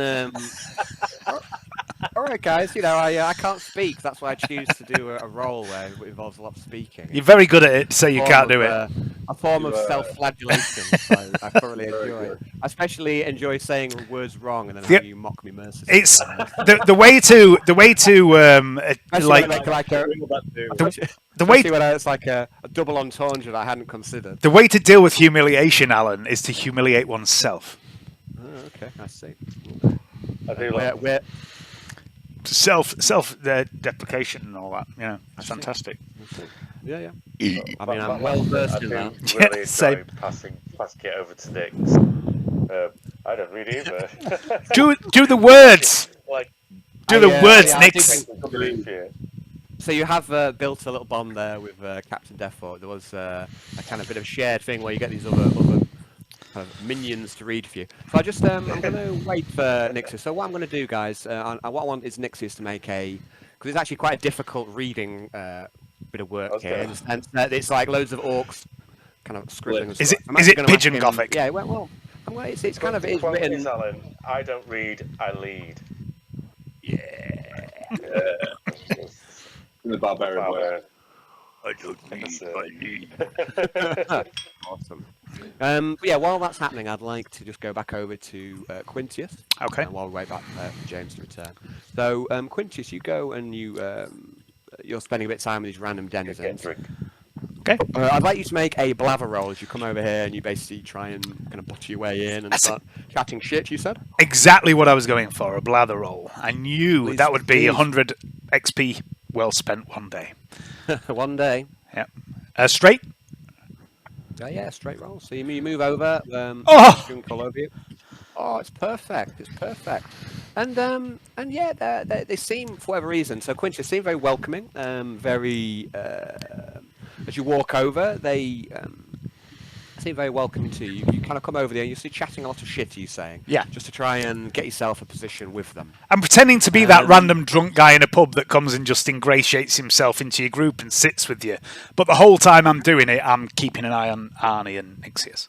Okay, yeah, no worries. So, and how are you? So you're blathering, you're chatting shit, but are you revealing anything? You've already spoke over here. You've already had a toast to the malevolence. So you've already kind of in character, let's say, as a rogue trader. Yeah. Are you keeping up that persona and that? Yeah. Communicating with these guys and chatting shit. So you're not trying to. No, I'm not. Who you are. I'm trying to. Well, I am kind of trying to hide who I am. I'm pretending as to in, be you know what I mean? Quinn Ortigas. Yeah, but you pretending. know what I mean. As in, you're still your rogue trader persona. Yes. Let's say. Yeah. Has had a little bit too much drink. I'm maybe inquiring what they do, who they work for. I'm maybe trying to make it a little bit obvious that I'm trying to get to the bottom of who they, if they're from a ship, if that ship sells anything or is in need of anything. And then I'm telling random stories, pretending to get confused, all sorts of shit. I'm all over the place. So what you do, Quincy, when you come over here is you quickly build a rapport with these guys, and it very quickly kind of comes out in your sort of exchange that they kind of half knew who you were already, and you quickly find out that they are from the ship called Nephilim. Okay. This is the ship which was under quarantine, the ship that you sent over a load of food and medicine to, and that you found a suitable home world for. And so what you discover is that these two had come on board the ship before the kind of the issue of quarantine had been established upon the Nephilim. So they've been stranded here almost, while all their companions have been stuck on the ship outside. So as soon as they kind of realise who you are, they've heard. You're not sure how or who they've heard from, but they have heard about what you've done. And so these guys are pretty much almost like hanging off your every word, or like idolising you in the sense that you've offered, let's say, mercy or salvation, let's say, to the refugee ship, and these guys are from that ship. So you quickly build up a firm rapport, and they insist on buying you a drink. And you realise even so, they introduce themselves. Her name, you've got the more senior one is called let's have a look, called Beth, and there's a gentleman called Darian here. Just put their names on. I'm meant to do this as you reveal people. Okay. And then I forgot, so I should do that now. So yes, you quickly build up a very strong rapport with these guys. They insist on buying you a drink, and there's almost a bit of like hero worship here in the sense that you've saved their people. You've given them hope. Yeah, you've given them hope. You've given them the Emperor's hope, or the Emperor's grace. So yeah. So that's who they are. These guys, I think it's. Let me just double check. I think it's called the Perseus Coalition.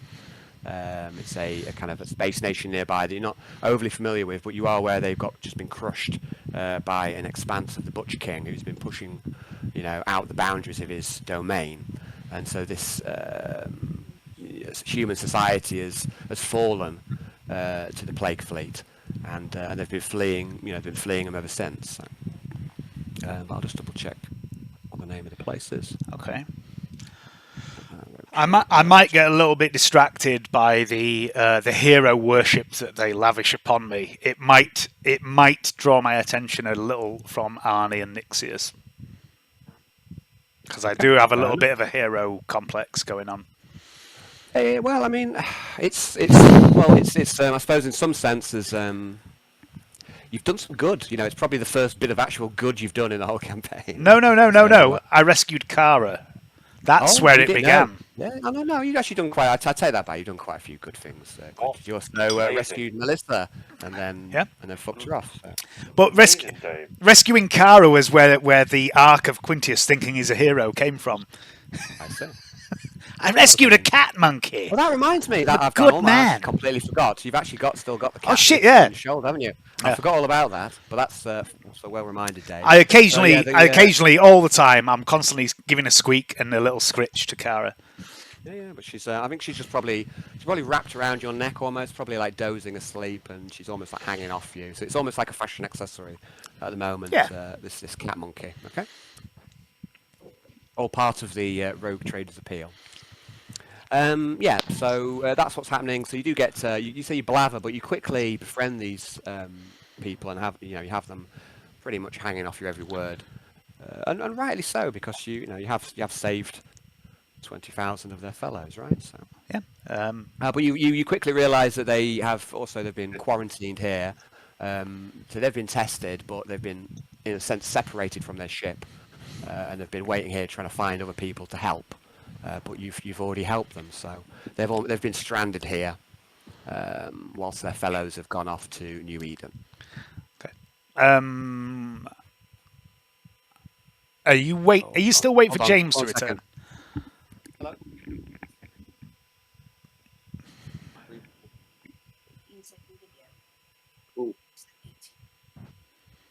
I didn't expect this to become a thing.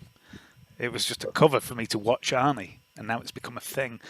I got a nat 1 on my bladder tests, Hayden. Yeah, so I saw. I'm these people's hero. I'm a folk hero. This is not what I was expecting to happen. It was just a cover. That's roleplay, Dave. I don't like it. I might have to throw them out of an airlock. Alexa, that's your department. Bring them aboard. Okay. Alexa works for HR. She has no qualms with quelling the populace. Okay, sorry about that. All right. It's all right. James, in your absence, I made a blather roll for my bullshit with these two random people and rolled a nat 1. And I don't know if it was a part of Al's plan or whatever, but these two people are crew from that ship I saved that I was like, send them to that planet.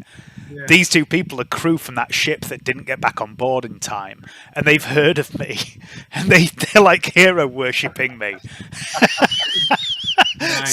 So it's gone from me just using this as a cover story to keep an eye on Arnold to me getting balls deep into a conversation with these people, and I'm losing focus on Arnie and Nixius because I'm like, tell me more about how fantastic I am.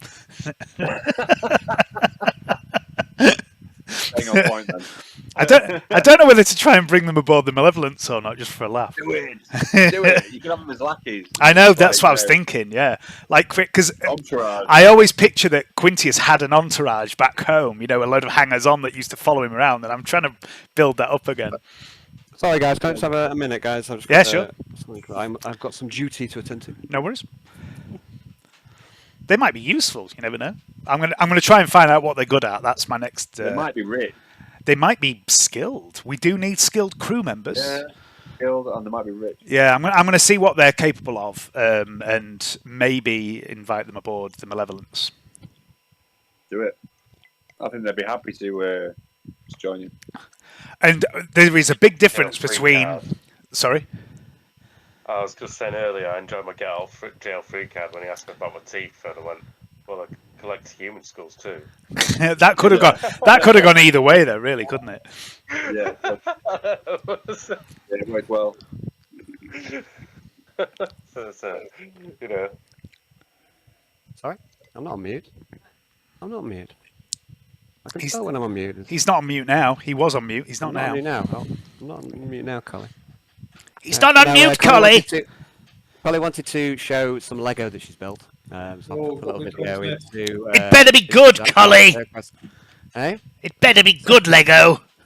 Well, you make your own decision, Dave. You make your own judgment. Fucking Dave says right, it better I be do. good. Oh, I like how Alison's... Look at Alison's straight on the She's screen. slid in to judge the Lego. Like, Lego! She's rushed across from the front room. Like, We're all Lego Yeah. judges here. It's like the X I don't know if you Factor. can see it. I don't know if you can see it or not. Little mini game in the game. The brick factor. Operation Lego Judge. The Denmark Factor.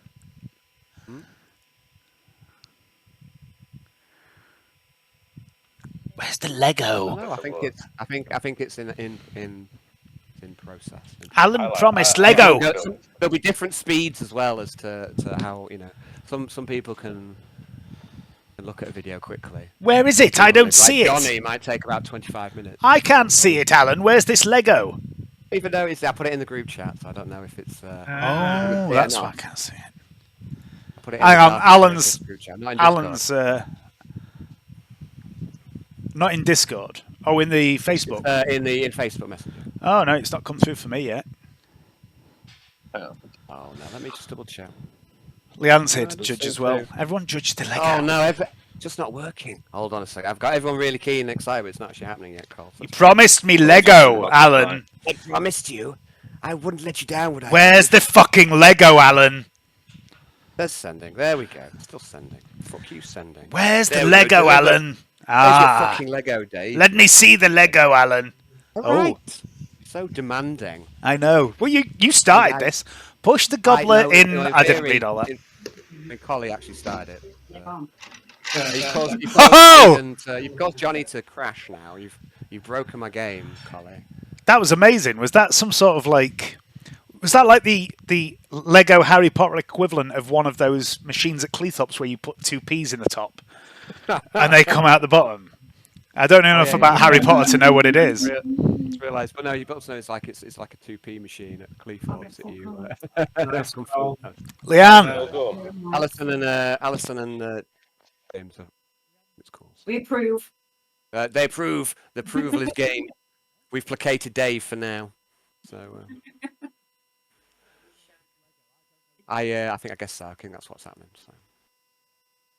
I don't know about Johnny though. I think you've caused Johnny too much grief by getting him to check something, and you've actually broke him. I told you, different people find it easier or more difficult. I'm playing Discord off my phone because on my computer it just lags like crazy. So I have to, if I'm on this because I'm not on Messenger on my computer, I have to go into my phone. Leanne just explained to me what the vault is in Harry Potter. Oh yeah, so you got a rundown on what the vault is. Yes, So yeah. Dave's getting some background lore there. Yeah, Leanne approved as well. Themselves Yeah, away from yeah. got pre-nuclear explosions. It Leanne approved. was worth the wait, I think. But it is unfortunate we lost Johnny as a result. Well, I knew there'd be a price to be paid. Yeah. It's like it maybe it'd just be better if he just pretended to watch it, Johnny. But Just- he actually- just I think like- he tried, and he's like, no, I can't. I can't run two apps simultaneously or something. I don't know. Right. Anyway, Anyway, so while you have found out who these people are and you've been blathering with them, and you've now got some new best friends, some new refugee friends, Quintius. On Nixius, I would like a roll from you, please, as you peruse the Orcish tomb.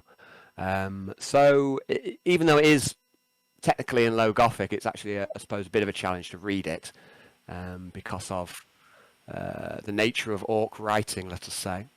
So if we have a look at Nixios, what have we got? We've got literacy. Can I have a literacy test, please? Nixios at plus 20.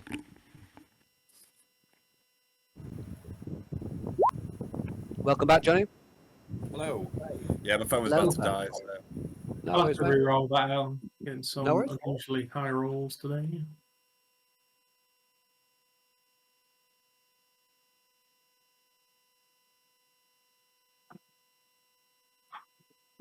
That's better.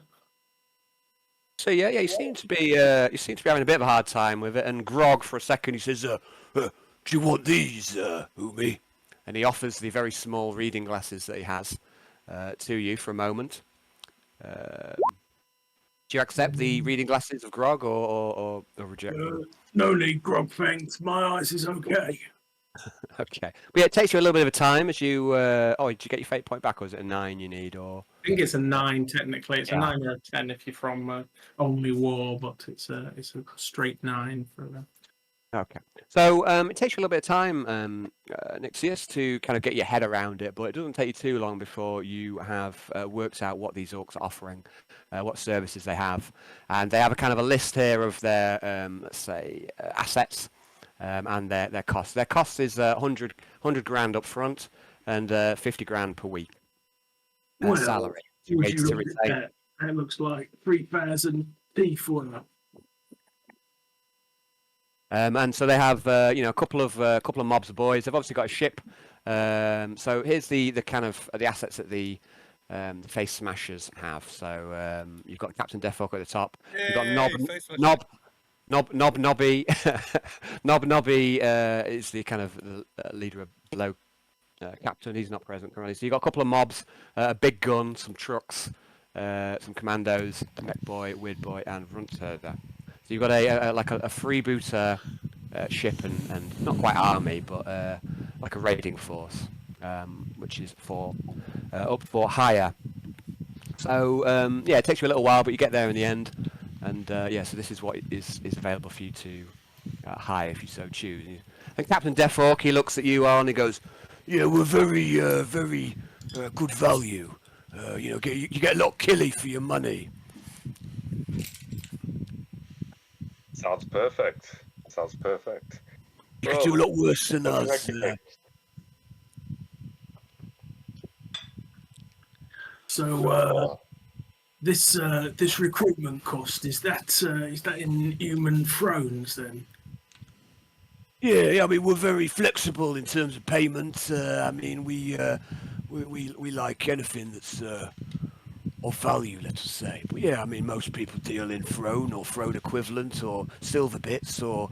But if you I can see your man here's got some teeth. You got any more? I mean teeth is obviously preferred. We've got a good sized stash of teeth, and to be honest, we don't use them for anything. So if we could use those to hire you if the time comes. Yeah, I mean, obviously we prefer payment in teeth. I mean, obviously there's no better currency, but like I say, we're flexible. As long as it's valuable. And yeah, as in terms of bits and bobs we've got for raiding, we'll have a rummage round in the old, if you like. See if we've got anything that interests you. What we grog? How are we?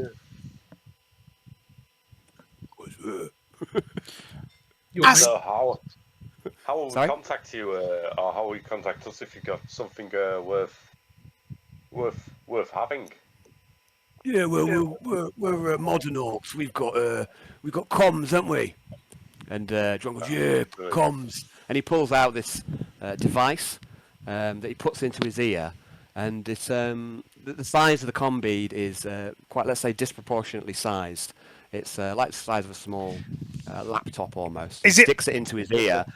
It's like an old hearing horn that an old cowboy would have. It's not quite that, but it's a massive device. And goes, "Yeah, shall we link our comms, Mr. Captain Arnold?" Ah, yes. No, I'm not captain. No, is he? No, you are. Tell him you are. Well, I'm one of his. You could say his first mate. First mate, eh? So you're like a knob. I'm like a big knob. Like a big knob. I understand. I feel like Alan's been building up to this joke for quite some time. Sometimes, Dave, they are spontaneous. Oh, a big knob, Arnold. Yeah, pleasure. So yeah, I mean we're good value, good killy for your money. I mean who you want killing? Yeah, exactly. I mean we want work. We want to fight. So who do you want to fight then? Who you got to kill? I mean we're equal opportunity killers. So who is it? I mean, there are some people you prefer to kill. So some of them may be human, some of them may be mostly Can't fucking human. stand humans. We'll kill them all day long. He says as he looks you Yeah, square in the eye. yeah. That's fine by me. No As I problem. say, I collect human skulls too. Yeah. You got any good ones? I do actually, I do. Maybe we I have can. a skull of a reptilian human. That's a rare Reptilian. skull. Oh yeah. Yeah, he was a proper reptilian human, all polished up and everything. Yeah, maybe we can do some trade. We'll have a little look around. We'll have a little rummage. But yeah, we've got your comms now, don't we, Drong? You see Drong again, he's got this almost, not quite suitcase, more like a laptop stuck to his ear. He says, yeah, and he taps the comms device. Says, yeah, we'll be in You want touch. some good, well cared for skulls? Come see me. Yeah. As So I say, you interested then, or I'm a you... killer. Say that again. I was saying, yes, you're interested then, are you? Yeah, I'm interested to do a bit of trade with you, whichever. But definitely interested. I'm going to put it to my higher up. Obviously, Your captain. I'm not. Yeah, my captain. I'm not Who's captain your, like you, and I do not get final decision because that, what boss wouldn't beat an insubordinate. Who's your captain then, Big Knob Arnold? I'm gonna say I don't know. What do you say? I hear this, don't I? I've got. Yeah. Well, I believe you've got open comms. I'm gonna say to Arnie as he's mulling it over. Not me. He's not here. He's aboard the ship. He's a very busy man. You what? Not me. He's not here. He's aboard the ship. He's a very busy man. Yeah, it's not me. It's bought the ship, and he's a very busy man. He just sends me out, obviously, because I'm just a knob, which is bigger than a normal knob. So yeah. Don't be like that. Don't be like that, Arnold. Sized, no. Yeah. But even so, I know my shit. But if we can trade, I don't mind trading a few bits with you. I'm sure you've got something good. Yeah. We'll have a rummage. Yeah, we can maybe exchange trophies. Can you not think mounted upon a good stick would be a fine skull I provided, eh? Yeah, I mean, you can't go wrong with skulls. Well, I have a amazing, massive Clark gator skull. So a gator skull, amazing gator skull if you want to peruse that, but it's very expensive. Can you, Gator? can you please? Well, I'd like a couple of rolls here. Gator Arnold. boy. See you later, boy. I would like a couple of rolls for you, please, Arnold. So the orcs have clearly warmed to you since you first arrived. You've made a number of little connections with them. I'd like another fellowship roll now. This one will be at plus 30. I would. What's else I wanted? I was also wanting another roll. I'm trying to think. Oh yes, I also would like, please, a willpower roll, or rather a miasma test. Now, as you start talking about skulls and trading in them and dealing in skulls, Arnold.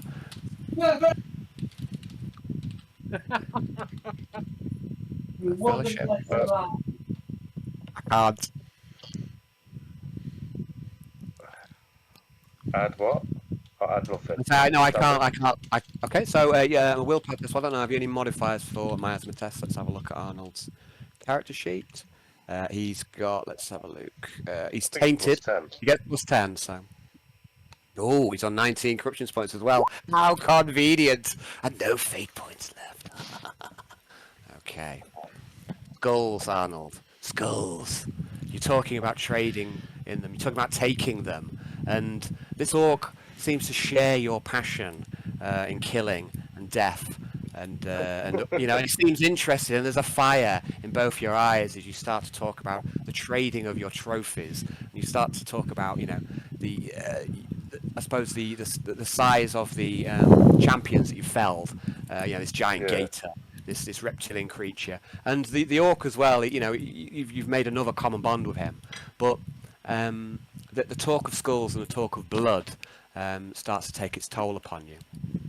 and you're not quite sure why, but almost this kind of ringing starts appearing in your ears, and you start to, let's say, not quite black out, but things start to become a little fuzzy. And you start to kind of feel this rage, and you remember that you swore an oath to take skulls, an oath that you've broken, and that kind of broken oath weighs heavily on your mind at this moment. So I'd like to take 1 corruption point, please, which is, how conveniently, puts you up to 20. How terribly convenient. Are you looking at it right now? Or I'm looking at it right now, which I have upped it, yes. And I'm going to go for a drink. Oh, well, I'm still working my way down it on scroll. So you will, mate. Anyway, I'll be right back, guys, and we'll have another test. So. Roll low, Hayden. Oh well. Oh well. It's how the game plays. I like it. I've got carried away with my bloodlusty conversation. I mean, I was trying to make trade. I was trying to make trade. I didn't expect quite this to happen with the orcs, but I'm also not surprised this has happened with the orcs. How do you mean? Well, I didn't expect it to be a flashback to your blood oath to fucking corn, but also I'm not surprised that that's what's happened. Okay, so sorry, what did I miss there? I just said chuckling Johnny's always makes me wary. I just said I kind of expected this to go a number of ways, Hayden interacting with orcs. This isn't one of the ways I expected it to go down. The whole blood oath to corn thing. But I'm also not surprised that it's happened. So no, I was to Morkai, the wolf at the door, the wolf with 2 heads. It's all the same. Right? It's all the same. It wasn't. I mean, no one said that was the same things. I mean, I did. Corn, right? I mean, no one said that though. Of course, it's not. So anyway, guys. Arnold, again, things become fuzzy. There's a ring in your ears. The talk of skulls becomes intoxicating and overwhelming and all-encompassing. And for a moment, you see a beautiful visage of, and you know it's the bayou. You've been here before. It's a beautiful visage of a river in the bayou, and you see the canopy, and you see the sky and the miasma, and and you see the bayou so perfectly for a moment. It's very, very vivid, and for a moment there's a tear in the bayou, and a creature of brass and iron spills through, and then you snap out of it for a second. Blood, Arnold, skulls. You failed your test. That puts you on 20. That's time for a malignancy roll. I would like to make a test, please. A willpower test again. Yeah. I believe so. I think it's a straight willpower test. I'm just double checking. I think malignancy is straight willpower. So cheer his malignancy. It's modified by the amount of points that you have. Oh, right. Okay. Thanks, Dave. Let's have a look. So we've got mutation. You're still at straight. So 1 to 30. Your straight malignancy roll. So it's a willpower test.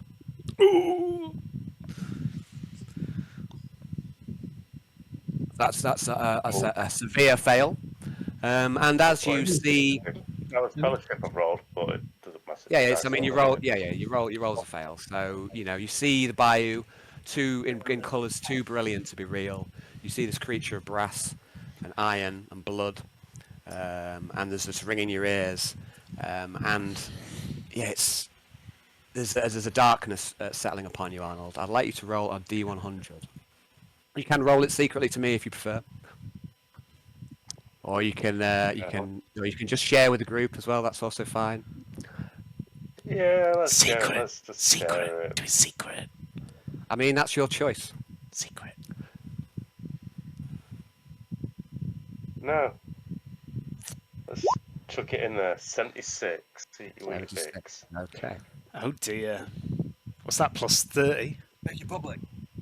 Okay, so Arnold, the malignancy that you have. Or that you've gained with that roll is called malign sight. The world starting in this inn, it seems to darken and tarnish, and things start to rot if the character looks too long at anything. Your perception will be reduced by 1d10. So you'll be starting to see the world through a like this dark lens. So you've got two options. One is to accept the malignancy of the malign sight, and the second one is to you could burn a fate point to just do away with it. Also, if he has a fate point left, he could re-roll that. You could re-roll one of his tests, but I think he's used both of them because he used one of them to stay sober. Oh yeah. I used both of them. But you can still burn one even if you've used it. Yeah. So you can still burn one if you don't want to lose that D10 perception. If you want Arnold to stay somewhat pure, but the minute Arnold, the world's starting to darken and the world has become a darker place. Maybe you shouldn't trade his skulls. But part of me just wants to re-roll the malignancy. test. Yeah. You want a you're not happy with your malignancy. Well, be careful what you wish for. I know. Next one will be like, it's just minus. Well, a D10. I don't think many of the malignancies are not good, right? So none of them are good. It's not. There's worse ones out there, so I'm not sure. Like one of them, for example, would be wasted frame. None of them are good. There's just some that are not as bad for your character. You know. Okay, I will burn a point. Yeah. Is it just D10? Minus just D10. So is it a the line D10 side, to my perception? D10. it's either basically you lose D10 off your perception, I want something. and I rolled the D10 off my perception. so you're gonna keep the malignancy. Is that your choice? Yeah, I rolled the D10. Bang, there you go. 5. 5. So 28. Okay. So so I'm going to add to your mutations malign sight. So you're now. So this is obviously going to change the way that Arnold is, I suppose. He's he's got his first effects of corruption that's been kind of seeping in throughout the entire campaign, and it's going to obviously tarnish, I suppose, your view of the world when everything starts to darken and starts to corrode and rot in front of you if you stare at it for too long. So we've got -5 perception. So there's also, so there's the effect of the stats, but also it's the effect of your personality, I would say, as well. So what do you say? Did you take it down already? Have you already done that, mate? Yeah, I've taken it down. 28 now. Okay, perfect. All right, so that's that. And then you snap back out of it, the creature of brass and iron, the all-consuming desire for blood. It's gone again, and you're back. The ringing kind of drifts off, and when you come back, to reality, Arnold, you find that you've got your hand you've got this kind of warrior's handshake with Captain Deathhawk. You don't remember taking his arm, but you've obviously come to some sort of agreement or some compact. And Deathhawk goes, "Yeah, skulls." Skulls. Yes. It's nice to meet you, Mr. Big Knob. Can't wait to enter your employment. You put in a good word with your busy captain now, won't you? Yeah, definitely will. And give us a shout. Find out Yeah. I've got just the thing for you, just like we discussed. Do you remember? Yeah. Just like we discussed. Just like we discussed. Okay. So yeah, I mean everything seems amicable now at the table. Nixius, are you doing anything while this exchange? But actually, Nixius, you hear all of the stuff that's going on while there's. It's a good job that Arnold did bring you along. So they have. I would like you to make an awareness test, please, Nixius, to see how much of Arnold's misfortune you've noticed. So. Yes. Okay, so you're quite observant, Nixius. You can see Arnold's eyes almost glazing over a bit. And it's almost like you can see that he's drifting off. That he's not quite himself. You're not quite sure. There's a lot of like subtle micro tells, let's say. But the two, the captain and Arnold, they have come to some sort of agreement in an exchange of skulls and a trading of their finest trophies. And they appear to have come to some sort of like warriors' agreement in trading their best loot, and they seem to have become firm friends. But you can see that Arnold is slipping, Nixius. You can see that he's not quite all there. So.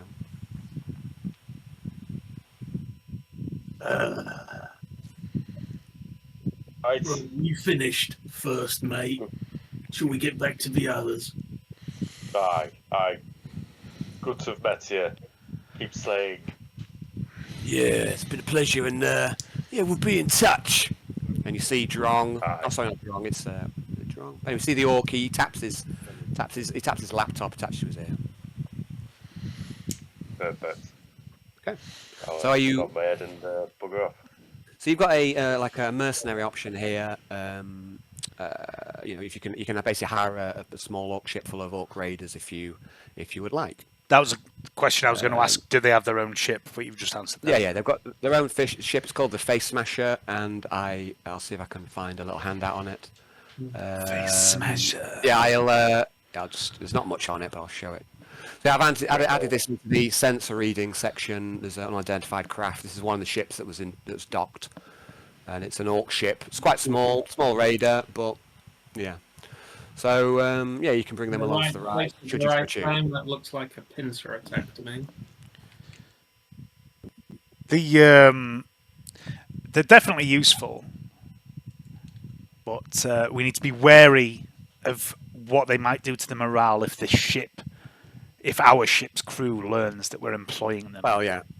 I mean, certainly, there's no way that you could ever let the regular crew know. Especially given the fact the orcs have actually raided the ship not too long ago. Yeah. If we hire these guys, it needs to be between us and maybe a couple of key NPCs on the ship. We need to keep it fucking quiet. We don't need them right now. We've got no use for them, but we know they're there if we do need them. Nice. So let's keep that in our pocket and fucking pull that card if we need it, I think. Yeah, so so it's another option available to you that Arnold's opened. And the sort of trade with them, I'll have a look at that out. I've got nothing prepared at the minute, but I'll have a look at that out of the game, Arnold. Well done, Arnie. Let's say smaller scale trade to be had from their looted, Yeah, they might have some cool weapons and shit. Trophies. Yeah, so that's on a bit more small scale, let's say. Yep. Okay, Well guys, so that's bit done. So well done, Arnold, and Nixius. Well done, Arnie. And Quintius, you've made some new friends. Alex, I should have come back to you. I don't know if there's anything that you wanted to while this is all going on. You're basically socialising with Athena. You also smashed. Athena's quite lovely, but you don't have a huge amount in common. You're a tech priest. She's a stormtrooper. So conversation is quite stilted, and plus you're wankered. So I don't know if there's anything you would like to do while Quintus is doing what he's doing, and while Arnold and Nix is doing what they're doing. Just want to give you the option, mate, or we can move it along.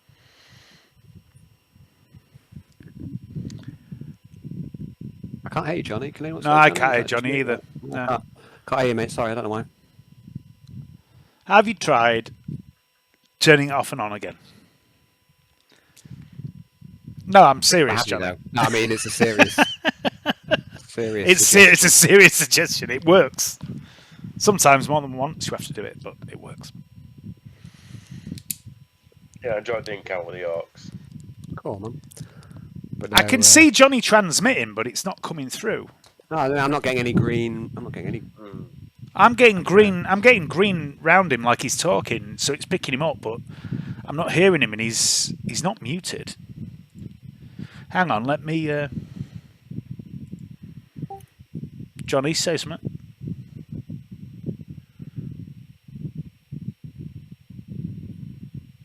No, I'm not. Oh. No. I'm There we go. I can hear Johnny I've got all you of a there, sudden. mate. I can hear you again, mate. So, cool. Is he lagging as well now? Yeah, I think he was then. Yeah. Yeah, I mean, it's because he switched. I think, Johnny, you've switched to your phone, haven't you? You're very laggy, mate, so maybe you should want to turn your video off, or... He's lost his phone, I think, so he's gone on to... Hello? Hello? He's lost his phone. You know, like, every now and then, his basically phone runs out of battery. I thought you meant he lost his phone. I think he swapped from red to grey, Johnny. And oh, no. Oh, now there's Great two Johnny's Johnnies. messing with my. I mean, this might be difficult. Wait. Take. If Hello. hello, Fucking grey Johnny, mate. You want to ditch that guy? is Grey Johnny the laptop and Red Yeah, Johnny's the phone? I'll just go with voice at the moment, just Yeah. because my phone's like really low on battery. Yeah, that's fine, mate. So, hang Yeah. on. Yeah, we can hear you now. We can hear you fine now, mate. Yeah, So, yeah, we can hear I you was fine. asking, like, did you want to do anything? I'd say the minute she's just sat wasted at the bar with the Stormtrooper NPC. Yeah, But is there something you'd like to do while all this is going on? You've got yeah. some. I'm gonna tell the random NPC like start spinning an elaborate story about what sounds like a pisshead story about me being connected to the ship and things like that, as well as like I see. like- Starting to let a few things loose, are you? Under the basically loose lips and all that sort of thing. loose So lips. Okay. All right. to a So- random NPC, like obviously. So Okay, very good. I'd like you. Oh, I'm not sure. Let's see. That's an interesting one. Blather. Okay. Well, I don't know. I'm not even sure. I'm not even sure what I'm thinking here. A second. So I just want to. I'm trying to decide how Athena reacts to this, because obviously it's quite a peculiar thing for you to say and what have you. So I'd like you to make a fellowship roll, please. okay, one of Alexa's strong points.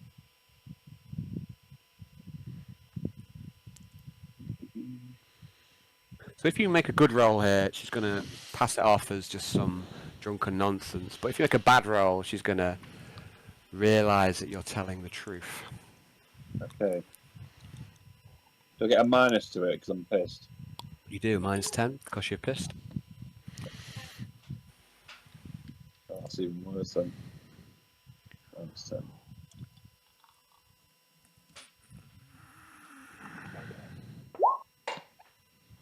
Okay, so you're saying it's loose lips, so you're talking about...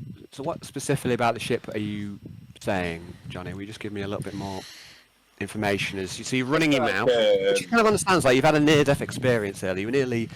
Yeah. killed by your... you're realising the ship is now fucking... It's almost like mortal. it's Like a almost mad like ship. it's almost like the ship tried to kill me. Uh-huh.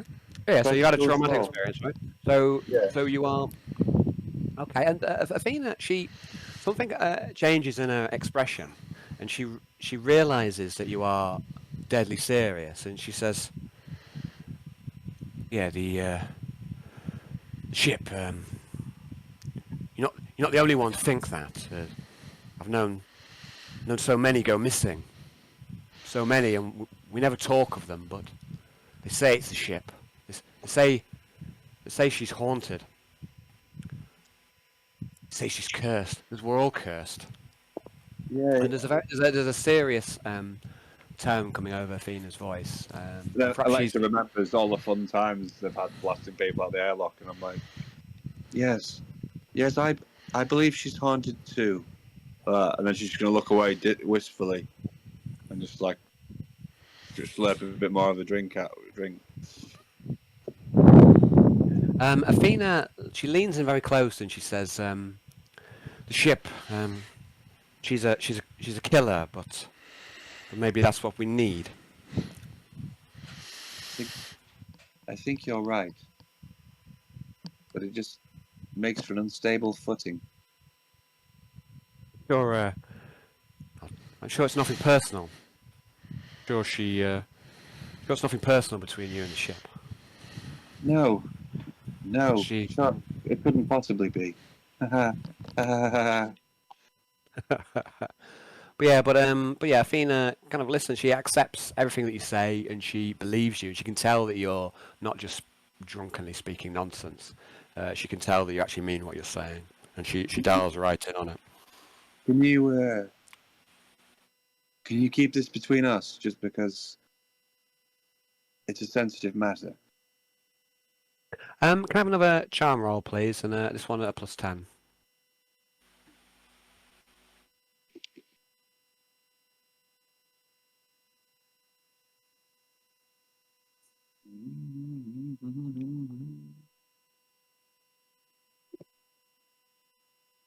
Is that Is a plus that 10? your- Is that plus 10 to cancel out the minus? Or... Yeah, no, sorry, thank you, Johnny. It's a plus 10, but it cancels out. So you might, your drunken minus 10 puts you on straight roll again. Okay. So Athena, she looks you dead in the eye and she says, Mattis, he signed me because I'm trustworthy. You can trust me. I won't tell anyone, she says. And she seems genuine. Thank you. Thank you, Athena. We girls have got to stick together. And she raises an awkward smile at that and says, yeah, just don't take it personally. It's not just you. Oh. Thank the God Emperor and thank the Omnisire and the God Emperor. Whoever else we can thank to keep the darkness away. And she says to you, she says, you're better off praying to the ship. Yes. You're right. Maybe best if we all pray to the ship. Bring us safely where we need to be. In one piece. With no one missing. And she can't hide her expression at that point. Like, she's not very good at. She wears her expression on her sleeve, or rather a heart on her sleeve, and she smirks at that, saying, when you say, "Oh, no one more missing," she kind of smirks at that, and she can't help herself. So. Yeah, Alexa. There's a wry smile. Alexa's reevaluating her life a bit at the moment because she got a bit power trippy with the whole blowing people out of airlocks thing, and that's just in her head, and she's realised that she's maybe done wrong to be doing that. Her conscience has maybe started to kick in a little bit just with the alcohol. Hold on. Is that Nixius in the corner saying, "I told you so, but would you listen?" I can't remember what Nixius saw or how much he deduced from from her ear bleeding. I can't remember exactly. I'd have to maybe look it back there, if I'm honest. James. Nixius. But what I would say is that Nixius is a smart guy, and that's one of his key strengths. Nixius I don't mind a bit of metagaming. I don't mind as long as it's like. Nixius definitely knows that Alexa's blown people out of the airlock. I remember that, and there's a note in my book about it. No, Yarn knows. Yarn knows that. Yarn had a vision. I thought Nixius figured it out. No, when we nearly got around by the ship, he noticed that her ears were bleeding. So when you're coming out, when you're coming out, their expression together, and I think he's got the feeling like the ship is sentient and actually went for it. Yeah, I think also you've been doing a lot of research on the sides, and all the information is kind of freely available. So I think Nixius is very clever. He can put a lot of the pieces together. Yeah, he'll figure it out. I haven't necessarily said exactly what bits are. He knows and he doesn't, but he can definitely two and two together. And there's too many discrepancies, let us say, on the ship. It can't be ignored. Let's put it that way. But no, but Yarn definitely knows. He literally knows. He actually literally saw it. Yeah, he had a vision. There's no secrets from Yarn. He just no secrets. Yarn sees all. So literally saw Alexa having fun, and he also knows that if Alexa is to be saved, if her immortal soul is to be saved, she must break her meld with the ship. Just like Yarn knew that Arnold would have to give up the demon axe. If he was to avoid becoming one of the lost to the damned. And this reminds me of a handout. I've added a handout in. It's just reminded me if I can find it. Campaign. The Lost and the Damned. So I've put a Lost and the Damned handout in here. This is the state of everyone's immortal soul. So Arnold currently is been saved. We'll see. But Alexa is still at risk. So Alexa, at risk. She is most at risk, the least human. The tech priestess is relishing in her connection to malevolence. They have sacrificed together. They have assassinated together. And together, they have purged the evidence. And Alexa seems seems to be enjoying herself, and to compound matters, she has suffered mutation whilst down on Orpheus 4.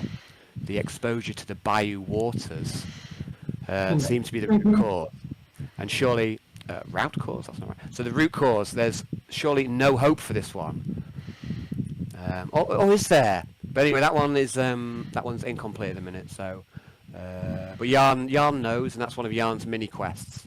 If I give up the meld to the ship, I'm gonna get blasted out the goddamn airlock as well. So it's just, I'm gonna have to. That's the only problem. Are you saying? Well, yeah, but at least you'll die pure, Johnny. No, I don't want to do that.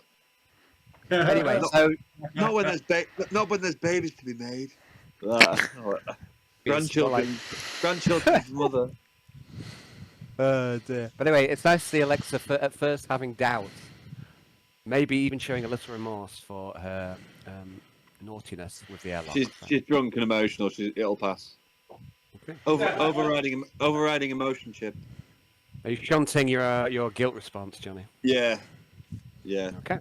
All right, guys. So so you've all kind of caught up.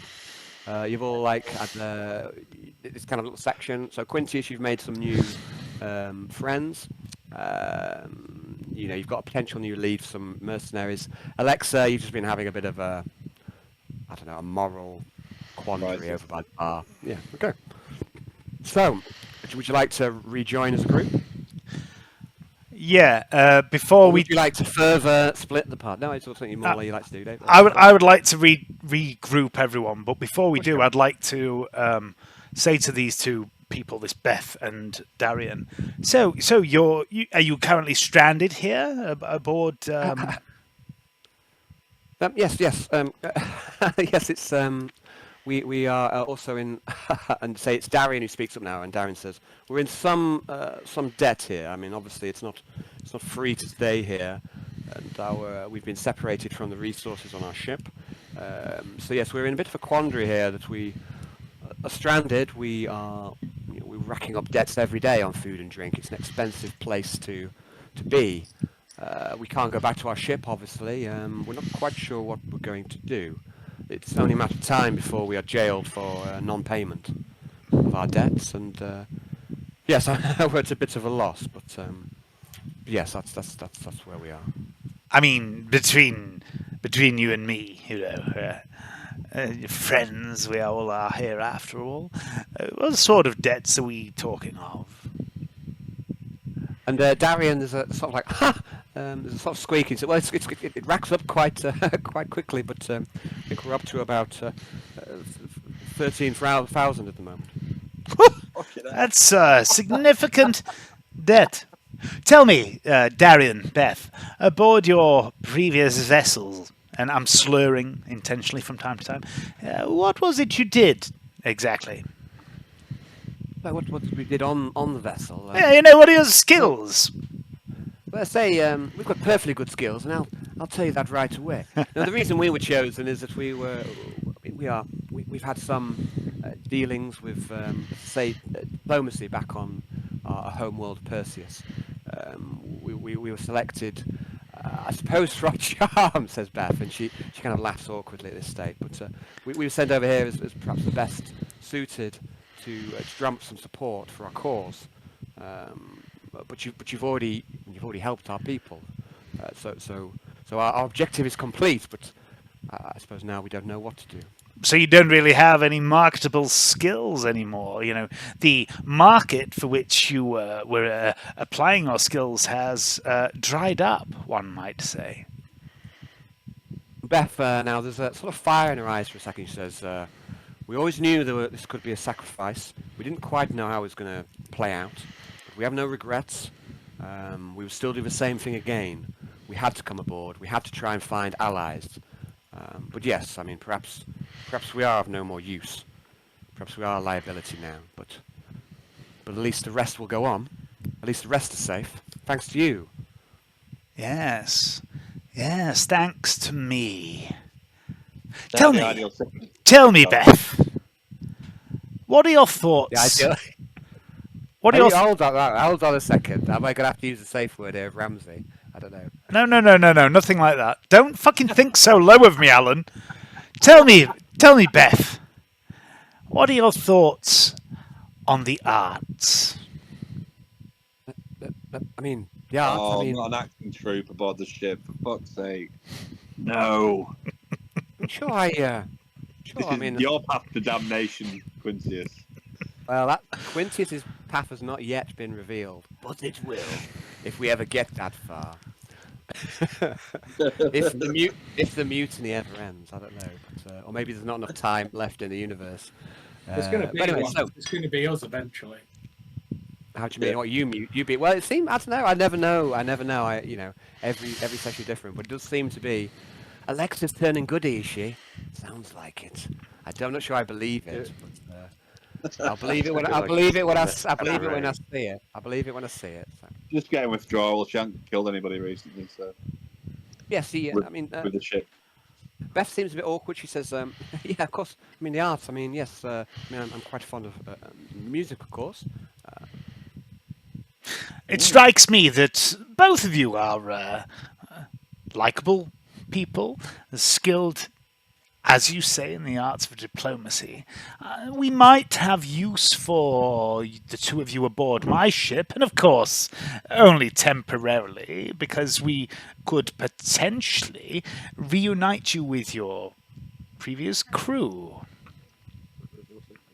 I'd like you to make an awareness test, but this will be a plus 30. Okie dokie.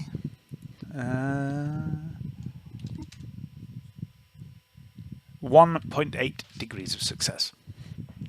So, Quintius, I say you're very good at reading people, very good at watching people, and it's very clear to you that as soon as you raise the prospect of reuniting these people with their, the rest of their people, I guess you are the kind of hope, let's say, or the expression on their faces is one of hope. These are people who thought they were lost, and you have given them hope. You've brought the Emperor's grace, perhaps, to the end of the road here on Ridge Station, but they can't keep the hope and the expectation off their faces when you raise the prospect of taking them away and reuniting them with the people that you have already saved. So, Beth says, "Yes, of course, we'd do anything." 2 days from now, be at the dock for my vessel. And I will, of course, and expect the you to... The dead? Don't worry about she the dead. speaks over you. She says, "But no, we can't. They won't let us leave without." Don't worry about the dead, young lady. 2 days from now, the dock to my vessel. I will reunite you with your companions, or at the very least find you a new home aboard my vessel. Concern yourself not with the Her face does trivial... drop a little bit of that. Yeah, her face does death. drop a little bit of that, but yes, but still, it's again she clearly wears her expression on her face. And I say to her, you understand that the only reason I cannot promise you reuniting... reunition? What's the word? Reunification. Reunification, thank you, Al. The only reason I can't promise you reunification with your companions is I don't know if they are still alive. I only know where I sent them. But I will not see you stranded here in debt. 2 days, Beth and Darian. Until then, good day. And then I'm going to swoop my cloak around and stride off. Okay, so, one moment. Time to make some notes. Do you want to see my notes? I mean, you can write whatever you want down. I've got no intention of honouring that. I mean, I'm very interested to see what happens to all these refugees. But anyway, I'm going to just add... You're a terrible person. Quinius is awful. No, I might help them. I might help them. Every session is different. So. I don't know, like a few sessions ago, you were helping all their buddies while James wanted to slaughter them. So I mean, Quinius does help people from time to time, but often it's because he sees a reason to do so. Okay, so 2 days they are to report. Yep. And you may or may not settle 13. I mean, I've promised them that I will. Is that a lie? Did you say? It's. So I mean, you're saying out of character it's a lie, but is it a lie or not? I don't know. Or Out of character. It's So now have you any intention of paying off their debts? There might, yes and no. He might pay off their debts. He hasn't decided yet.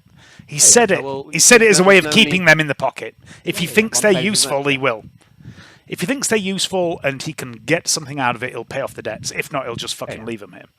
There's no need to make a deceive roll because Yeah. it's not a given that you're literally lying to them. It's not 100%. It's still up in the air. Okay. So So Beth says, "Thank you. You've done so much.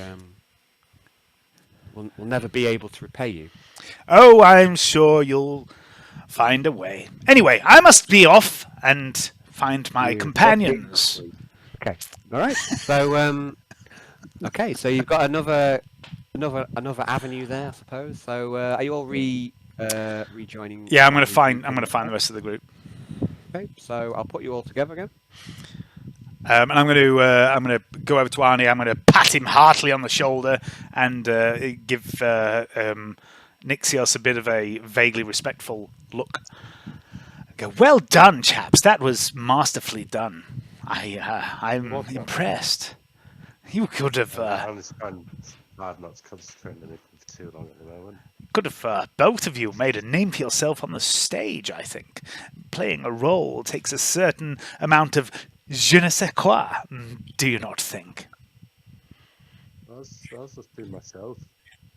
It's also the haircut, Arnie. That's what's also good. Haircut's really fucking The haircut is fantastic. You gave him hair. Anyway, enough. I think we've spent enough time loitering around in this quite wonderful establishment that reminds me remarkably of the crying cloaca back in Hive Tursus. But This is a smell. There's a smell. There's a smell that impacts you before the presence of the actual owner of the smell. One of the Xenos that you clocked as you walked past has walked up to you, gentlemen, at the bar. And the smell, it's difficult to describe, but and you may never be able to, I mean, there's no reason why you'd ever anything to compare it to, but this is the smell of a skinned dog embryo as he walks towards you, and it's a ghastly looking creature, and I think at least Nixios, I'm not sure who else, but Nixios, you will immediately know this is one of the Styrics, which is one of the Xenos types that are prevalent in the Coronis Expanse. I think I know. I think you know about it. I'm not sure. Yeah, I'm pretty sure you do. But yeah, there's no mistaking it. And he walks up and he's got this kind of alien smile that it seems that he's trying to put it on to soothe you and to make you at ease, but it seems to have the opposite.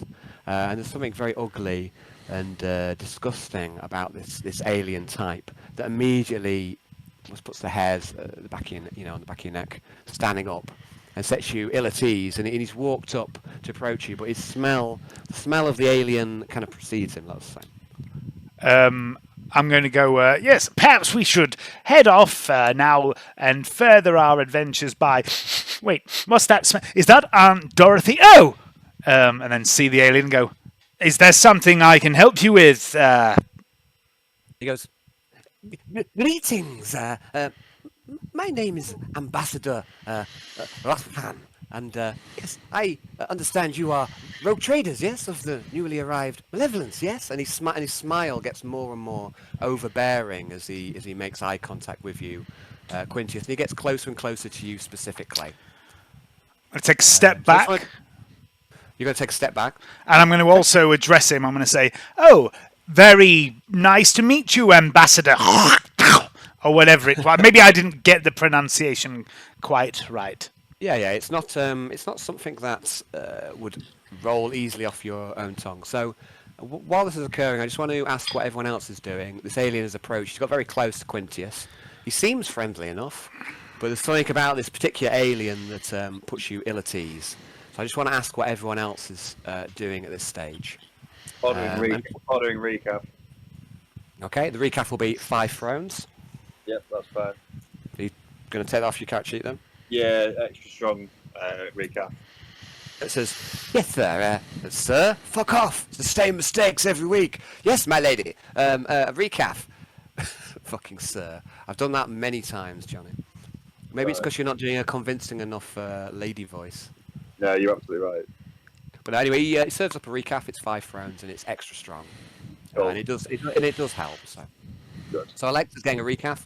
Nixius, the alien, is right beside you, and I just want to know what Arnold's doing as well. Arnold, well, he's just spoke to orcs. And, This Xenos is obviously a lot less of a threat. So, Arnold, for a second, look you at this. you look at his skull for a second, Arnold. You look at it and you think, what would it look like if you took his head and took the flesh off of it, and maybe you could trade it. I'm just gonna lick my lips and then say hello. Okay. And the alien looks at you and he smiles and goes, yes, hello, I'll move you a bit closer. So you're moving, are you happy with your position there? What about Nixius? He's right Yeah, beside it's you. like- Are you doing Nixius anything? is going to maintain optimum distance. And Okay, so try you and- back up. You back up a bit then, so you don't want to be that close to him. Plus he stinks. Yeah. Okay, So- and Athena also seems to recognise the, not necessarily threat, but you know, she's also clocked the alien and she's paying attention as well. And she moves away from the bar behind Arnold. And Arnold, you recall that you offered her your shotgun to Athena. She's moved into a position where she can take it. Okay. And sorry, just one more thing, Quintus. As you back up, there's a gentleman right behind you who appears to be intently watching these two dancers, and he's well dressed, blonde haired, quite conventionally attractive, but with maybe a broken nose. Well dressed, obviously has some money about him, and he's just sat in this corner watching these two dancers. So he's literally right behind you as you back up away from the Styrics. Okay. Okay. Like, He likes to watch. I mean, who doesn't, Red Johnny? I'm gonna say to the Xenos. I'm gonna try a gamble here. I'm gonna say to the Xenos. Well, Ambassador. I'm gonna mangle his name again. Okay. And I'm going to say, on behalf of my forebear, Alex Lucius, from long ago, who first, I believe, made contact with your kind, it's nice to finally meet one of your people.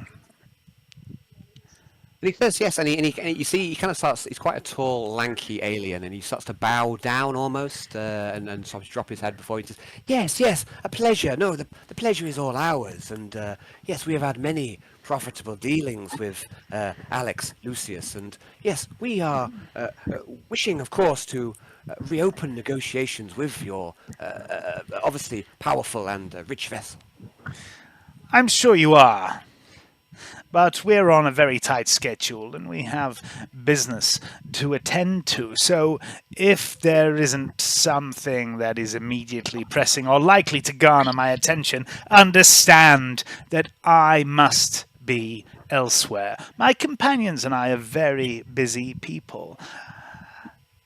Also, I believe I saw some Eldar back in the previous compartment. I'm just going to point back to where we just came from, wherever it was.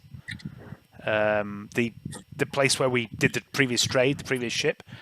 Oh, yeah, being the peace makes plenty. Yeah, and I'm going to say, I saw some Eldar back there, and I am not a particular fan of their kind. Just hold 1 second, Johnny. Yep. Yeah. Would you mute yourself? Yeah. I've got a lot of background noise coming off of your or sorts. Yeah, so I basically got a lot of chatter. Cheers, Johnny. Cheers. Thank you, mate. So he goes, Eldar, peace makes plenty. Yes, they. I did not realize they are fair traders, yes, but I thought they were mostly human. Oh, Captain. mostly, but they're brimming with the vile Eldar. Perhaps you should go and take a look.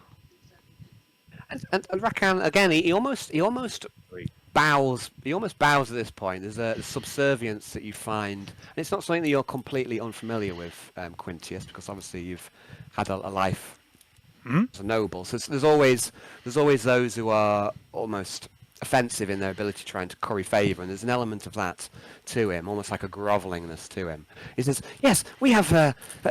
We're not interested in those. We wish to trade with you, of course, and obviously our relations with Alex Lucius. Yes, and we have many fine things for trade, many things of value, many things to ensnare your interest. Please come aboard our ship." It's not quite a ship. Please come aboard.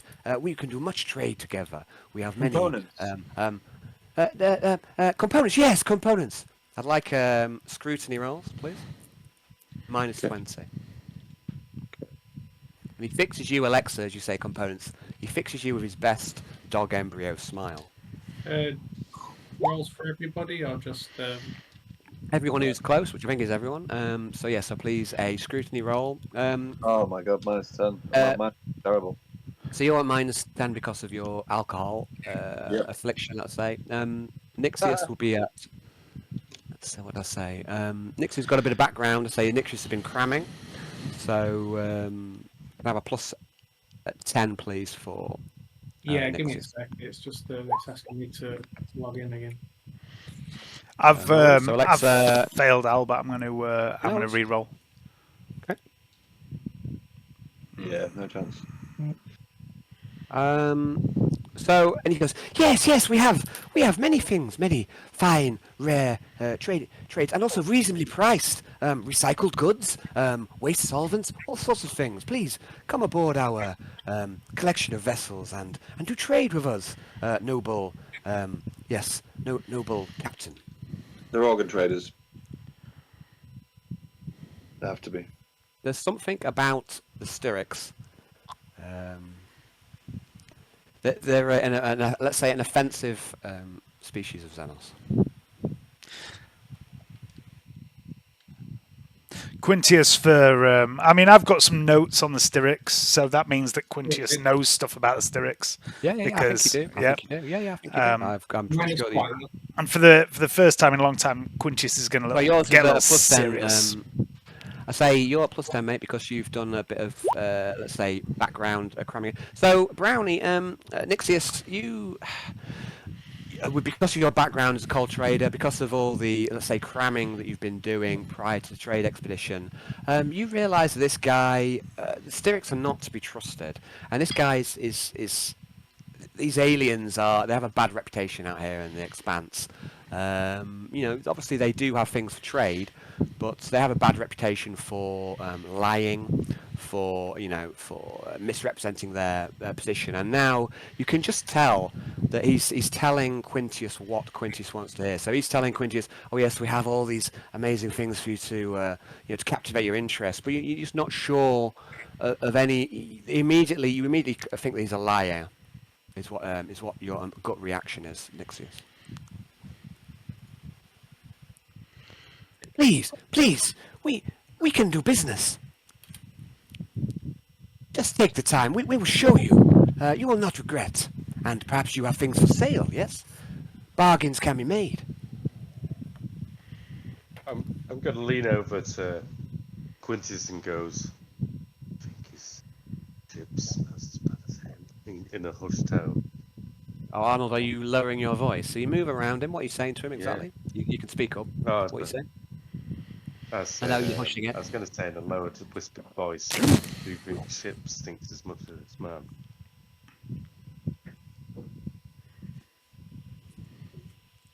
Okay.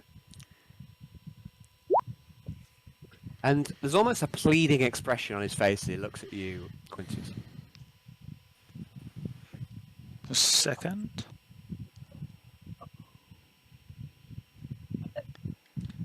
What did I roll?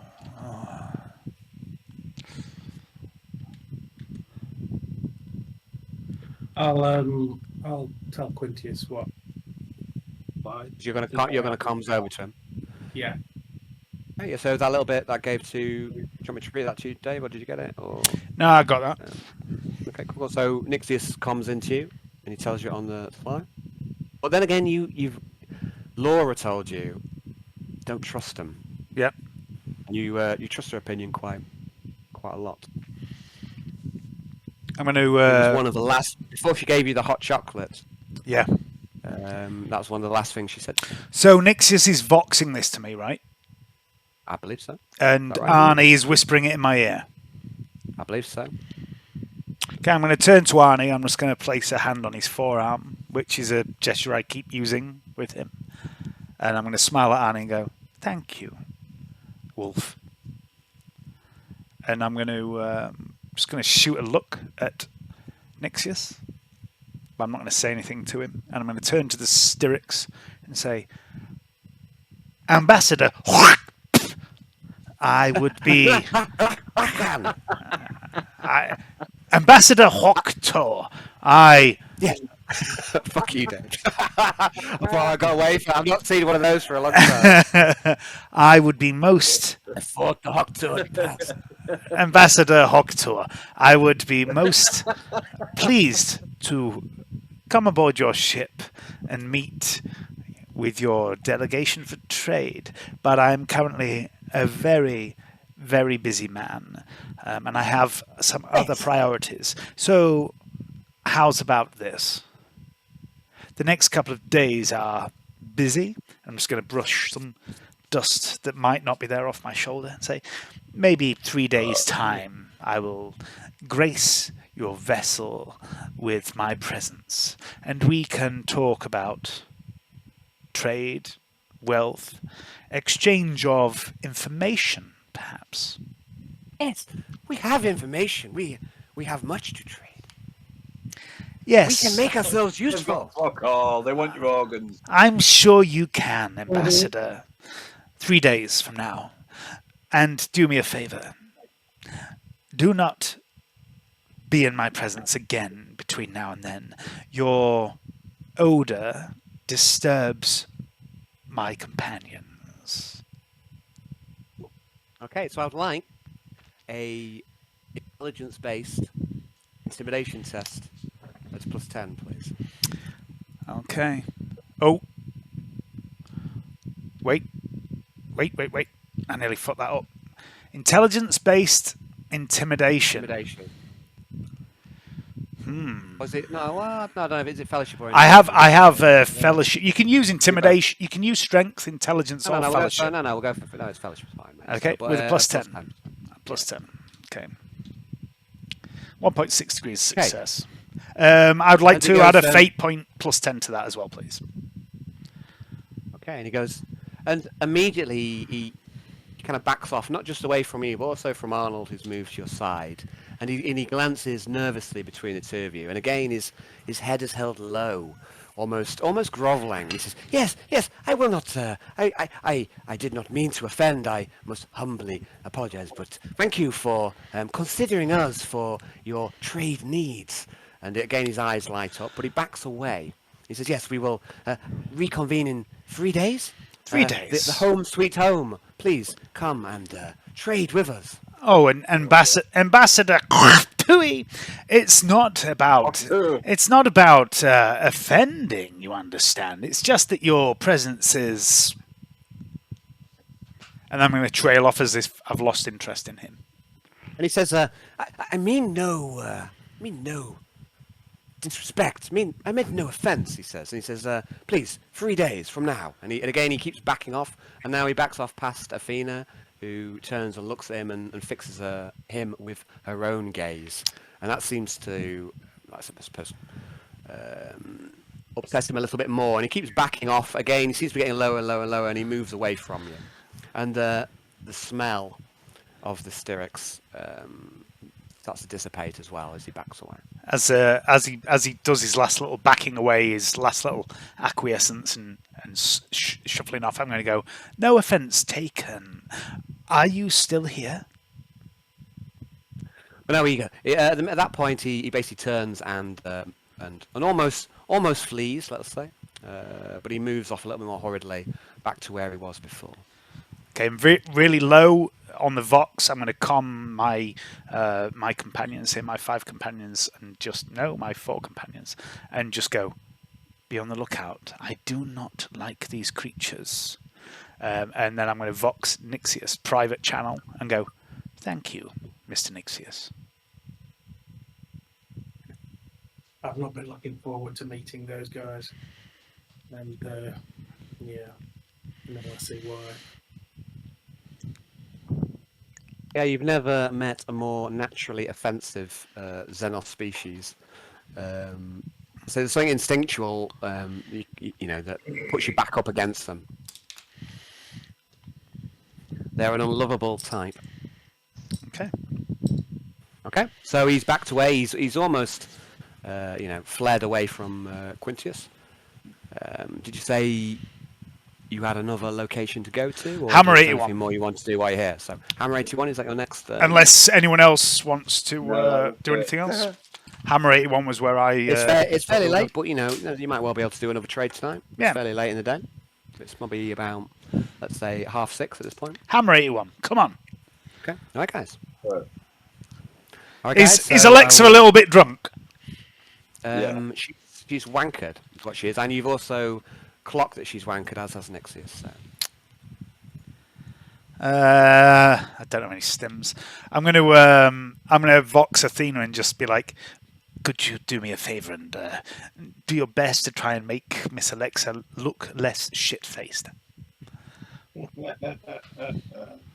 She comes back to you and she goes, sir, yes, sir.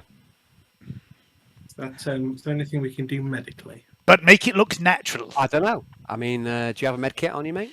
I think you do.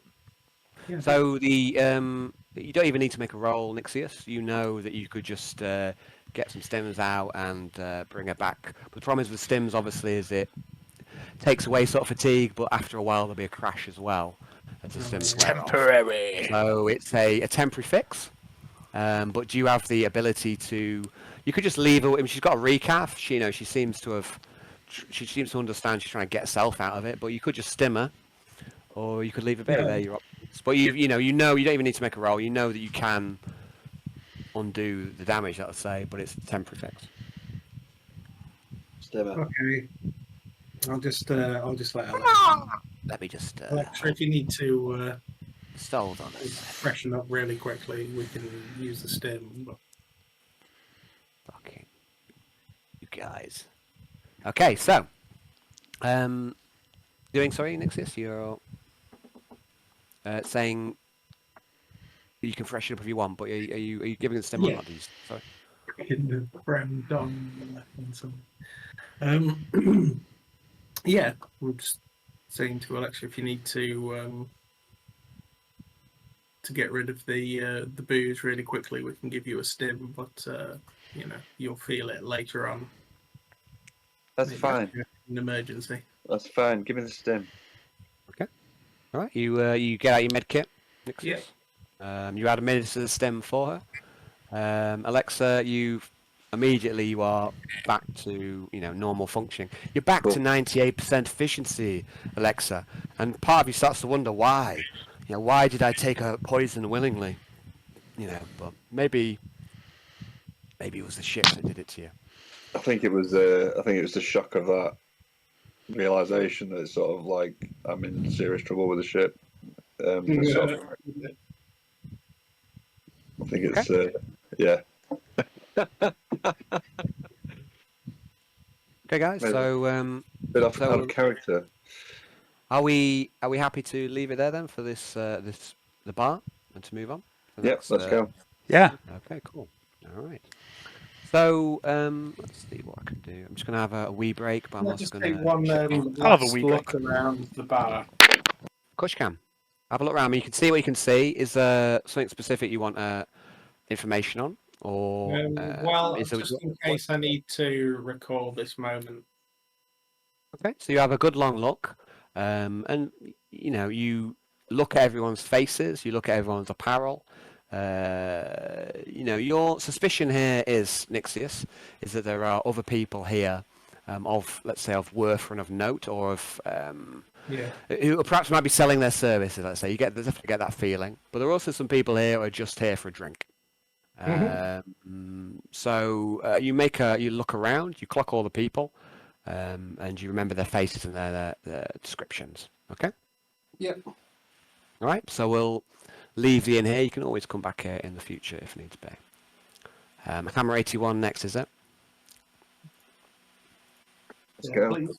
I shall go for a wee, and then we'll make another start. Be right back. A little wee.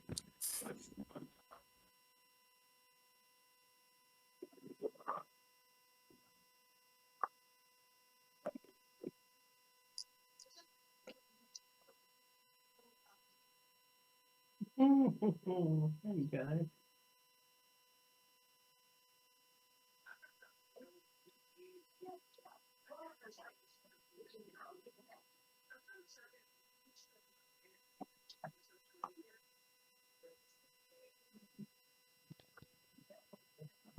That's it.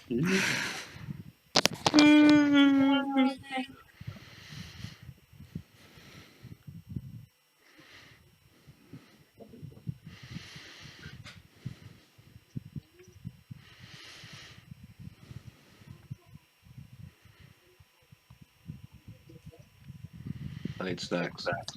You need sex? Snack, well, that as well, but I need snacks as well. I need sex. Oh. No, I wouldn't just come out and randomly say that. I mean, that's what I thought you said. No, I need snacks. Freudian slip. I don't say snacks, but he said snacks. I need sex. No. Bring me the sex.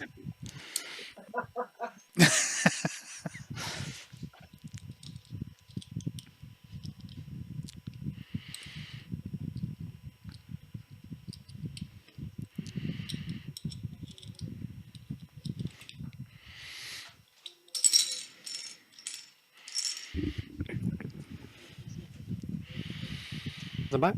Hello. So, how are we all doing? Everyone here? Mhm. It's got dark all of a sudden. Oh, Johnny went to have So- sex, I think. Well, I mean, who could blame him? I know, right? So let's have a look where we were. So I've put you onto the map for Ridge Station. The last location was at the Peace Makes Plenty. You then came back to the bar, which was over here. Yeah. So you stayed there for a little bit, and now you are heading over to Hammer 81, Hammer 81. which is one of the docked ships. And you can find, someone from Station Authority who will, send a servitor or something equivalent to kind of drag you over that way and tell you where you need to be, which is to the north rim of this station here. So as you approach the kind of main bay where the Hammer 81 is docked up, I'll just give you a description of that ship, which I think I've already shared. Oh, what do you mean log in? I'll tell you what, I'll fill in some time. As we're heading that way, I want to vox to Arnold and Athena, who I basically consider protection detail most of the time, and be like, that Xenos that we met back there, referring to the weird naked dog embryo. Like, I don't like them. I don't trust them. Dog embryo. Yes, a skinned dog embryo. I don't like them. I don't trust them. Be wary, both of you. Keep your eyes peeled. I have a bad feeling about them. So there's something really stank about it. Stank. They are stank, Arnold. Stank as You got fuck. it wrong. They are the stankest. Anyway. The Well, stanker know than any Xenos you've ever seen met before. how is that going to sneak up on you?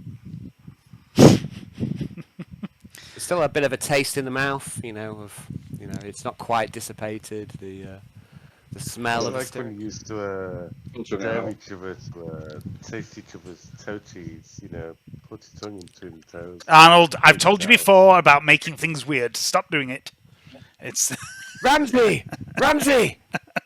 Quiche. She was always back to the toe cheese or I know. Canny's like what's it like ridge cheese? I don't know what you call it, like the crease. So yeah, Your safe word. it's either no, it's either. Well, yeah, well that's no Do you safe word anymore. Do you want to hear one of the most Just ambiguous? horror from Hayden. Do you want to hear one of the? Grease. Do you want to hear one of the most ambiguous but disturbing phrases I've ever heard in my life? The cheese that forms in the folds. I don't know. Anyone had cave cheese. Did you just say crease grease? Cheese grief. Yeah. Grease. The cheese that forms in the folds. Don't think about it too much. Anyway. Can't now. Hey, look. Arnold. If it haunts my mind, out and you stop thinking about creases. So. James, if it haunts my mind, why shouldn't it haunt yours? Sharing is caring. Anyway, so guys, moving swiftly on from the cheese that Arnold briefly discusses, And the crease grease. and the you look over at Arnold, you see he's got this kind of almost trollish grin upon his face. Really? Like it's like a big troll. Like, Never seen that. A big cheesy. Anyway, so as you get over to the northern, what's going on here? So I'm just having a bit of trouble with Edge at the minute. Surprising. Is it? Well, I don't know. It's.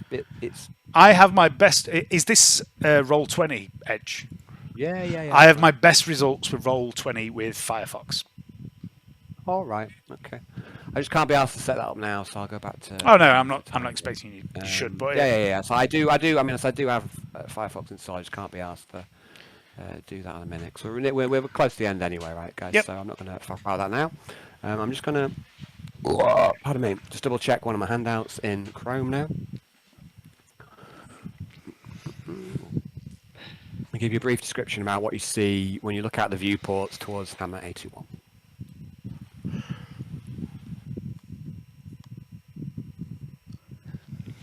Okay, so I shall show it to the players. Okay, so you see this ship. It's a compact frigate, and you can definitely tell, especially Alexa, but also Nixius. I think most of you will get something, but certainly Alexa and Nixius. There's strong signs of Imperial ancestry here, but you haven't seen this exact design before. But you can tell that its root, it's come essentially. It might be long ago, but it's definitely come from the Imperium at some point. There's no denying that or ignoring that. So. And it could be like the situation on Orpheus 4 when the ship is the ancestor perhaps of some settlers, some explorers or refugees from the Imperium long ago. So the vessel emits its identifier, naming itself Hammer 81 of the New Brugan Kingdom. And the malevolence detects... yes, you won't get them from malevolent scans at this point, but you can tell that the ship is well armed. Well defended. It's a technologically advanced vessel. Okay. So you head over to the bay where they're docked, and you try and I suppose arrange a meeting with them. Can I have please so it's quite late in the day. I would like please a fellowship test from I guess from Quintius and anyone else who's assisting him at +10. As you try and make a let's say a meeting with these guys. So. Yeah. And I shall try and open up some handouts while I'm at it. You said +10? Please. Assuming someone's assisting you. So. Yeah. I'll stand next to you if you're doing the video thing and try and. Slur. No, you're not slurring anymore. So. No, that's normal. Okay. She looks techie, that's why. And we could find some tech stuff here or components or something. Okay, there's someone here at Station Authority. I'm going to say, yes, we'll make contact for you, sir. And after a few moments, they say, yes, Captain Roderick. He would make time for you. He's obviously heard of your vessel joining us. He'd be delighted to meet with you. Would you come on board? I would be delighted to come on board with my entourage. Okay. So you're accepting to go on board their ship? Yep. You it's very similar. It's almost identical to where you've come on from the Malevolent. So there's this kind of thin, almost kind of plastic, flimsy docking tube that goes off in between the vessel and the docking port. It's almost identical. The whole bay is almost identical to where you came in. So there's a symmetry there. So you've been kind of guided off to the airlock, which opens and will let you off at the station. And there's a couple of these golf carts, almost automated golf carts, that will take you on board their ship.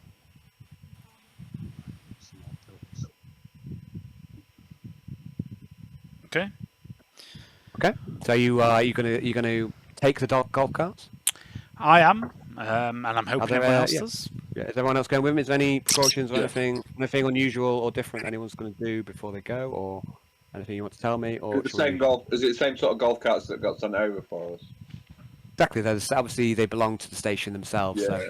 So it's just like a little buggy that will automatically take you off across the docking tunnel. Cool. Mm-hmm. Alex looks a little bit concerned at the docking tunnel. Yeah, okay, I'll get that. Just hold on, guys. Just two of you talking at once. So what'd you say, can I James? radio back to the ship and let them know that we're about to board another vessel. Which one? So where we're going. So there's comms on board the station, so you can comms back to your bay. It's not as straightforward as getting a direct link back to your ship, but you can kind of comms back into where the bay is, and it'll be Laura who picks it up. She's the one who's kind of handling all the logistics on your side, and she will. She'll say to you, we can pass that message on. So what exactly are you saying? You're just basically informing that you're going on board the ship. Is that right, Nixis? Yeah, I'm just letting them know that we're about to board the ship as a trade delegation. And Laura goes, while I've got you on the line, sir, there has been a request from the ship itself. Specifically from Yarn, Acolytes Yarn. Go ahead. He is asked whether you can perhaps source a psychokinetic form of tarot cards, the Emperor's Tarot. You've heard of it? And Nixis has heard of it. Yes. Oh, well, I don't know where we'll get one of those, but we'll keep an eye out for it. Yes. I don't know whether... I can't imagine there'd be one on board the station, but yes, anyway, he's made the request, and I formally pass it on to you, sir.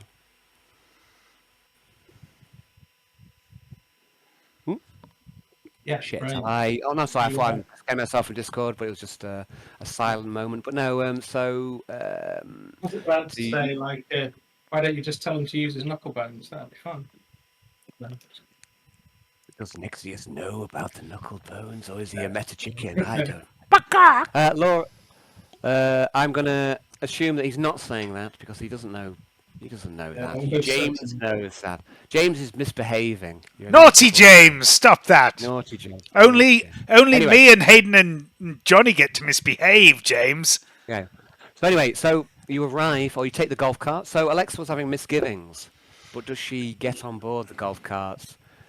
I mean, surely you're not in any risk. It was only Mother who wanted to kill you, not these guys. Yeah, it's just the memory of it. The memory. Okay. So are you all heading off or what? Yeah, I'll join them. Okay. Just So guys,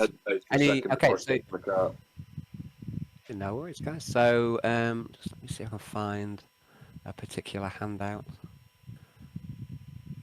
Okay, guys. So the golf carts, they're agonizingly slow, and you really can't help but notice the flimsy nature of the docking tunnel, and obviously the kind of, I suppose, let's say the fear of travelling through it is still there because you had a near-death experience, certainly you, Alexa. So I don't know who's aware of exactly what went on there. I think a few of you have a good idea, but certainly it's uncomfortable, and it seems to take a lot longer than it actually takes. But as you reach the other side of the docking tunnel, you're immediately struck by the Xenos nature of this crew's inhabitants. And the guards are clearly clearly not human. They are abhuman. So a race of Xenos, or abhumans rather, that perhaps were thought long gone. And you see these guys, they are very short, almost squat No! in nature. No! with big bones, and say you arrive on the other side and it's clear that these abhumans are, they're different from you. They're much shorter, much broader, and they perhaps have lived on high gravity worlds prior. And as you approach the entrance to the squat ship to do trade, that seems like an ideal place to leave it, since we are at 9:30. Okie dokie. Unless, you're all happy with that? So Yeah, that's fine. Man. so you've reached a squat ship to do some trade late in the day. Okay. Cool. Excellent stuff. Cool, guys. Thanks for you guys, and It's been a pleasure as There you go. always. so we'll leave it there. We've already lost Hayden, I see, but he's done all right. So. He's only gone in the last few minutes, I think. Yeah, he's really well. Good suggestion, I say. Cool, guys. Work. So thanks for the games, and so we'll start next session doing a bit of trade with these squats. Excellent. Always a pleasure, gentlemen. All right, mate. have a Always a great pleasure. Yeah. Cheers, buddy. See you all, guys. Night night. day. Hey, guys. See you See you later. Bye. Guys, hello. James. Oh, he's gone. Too late. No, he's gone now. Too late. Are you heading straight off, mate, or are you hanging about for a little bit, or? I'm going to break everything downstairs and set my PC back upstairs. If you wanted to have a chat or something, I will be back in 10 minutes. I'm not quite ready for bed. Cool, mate. I'll see you soon, mate. All right, Yeah. take care. Yeah, I won't be long.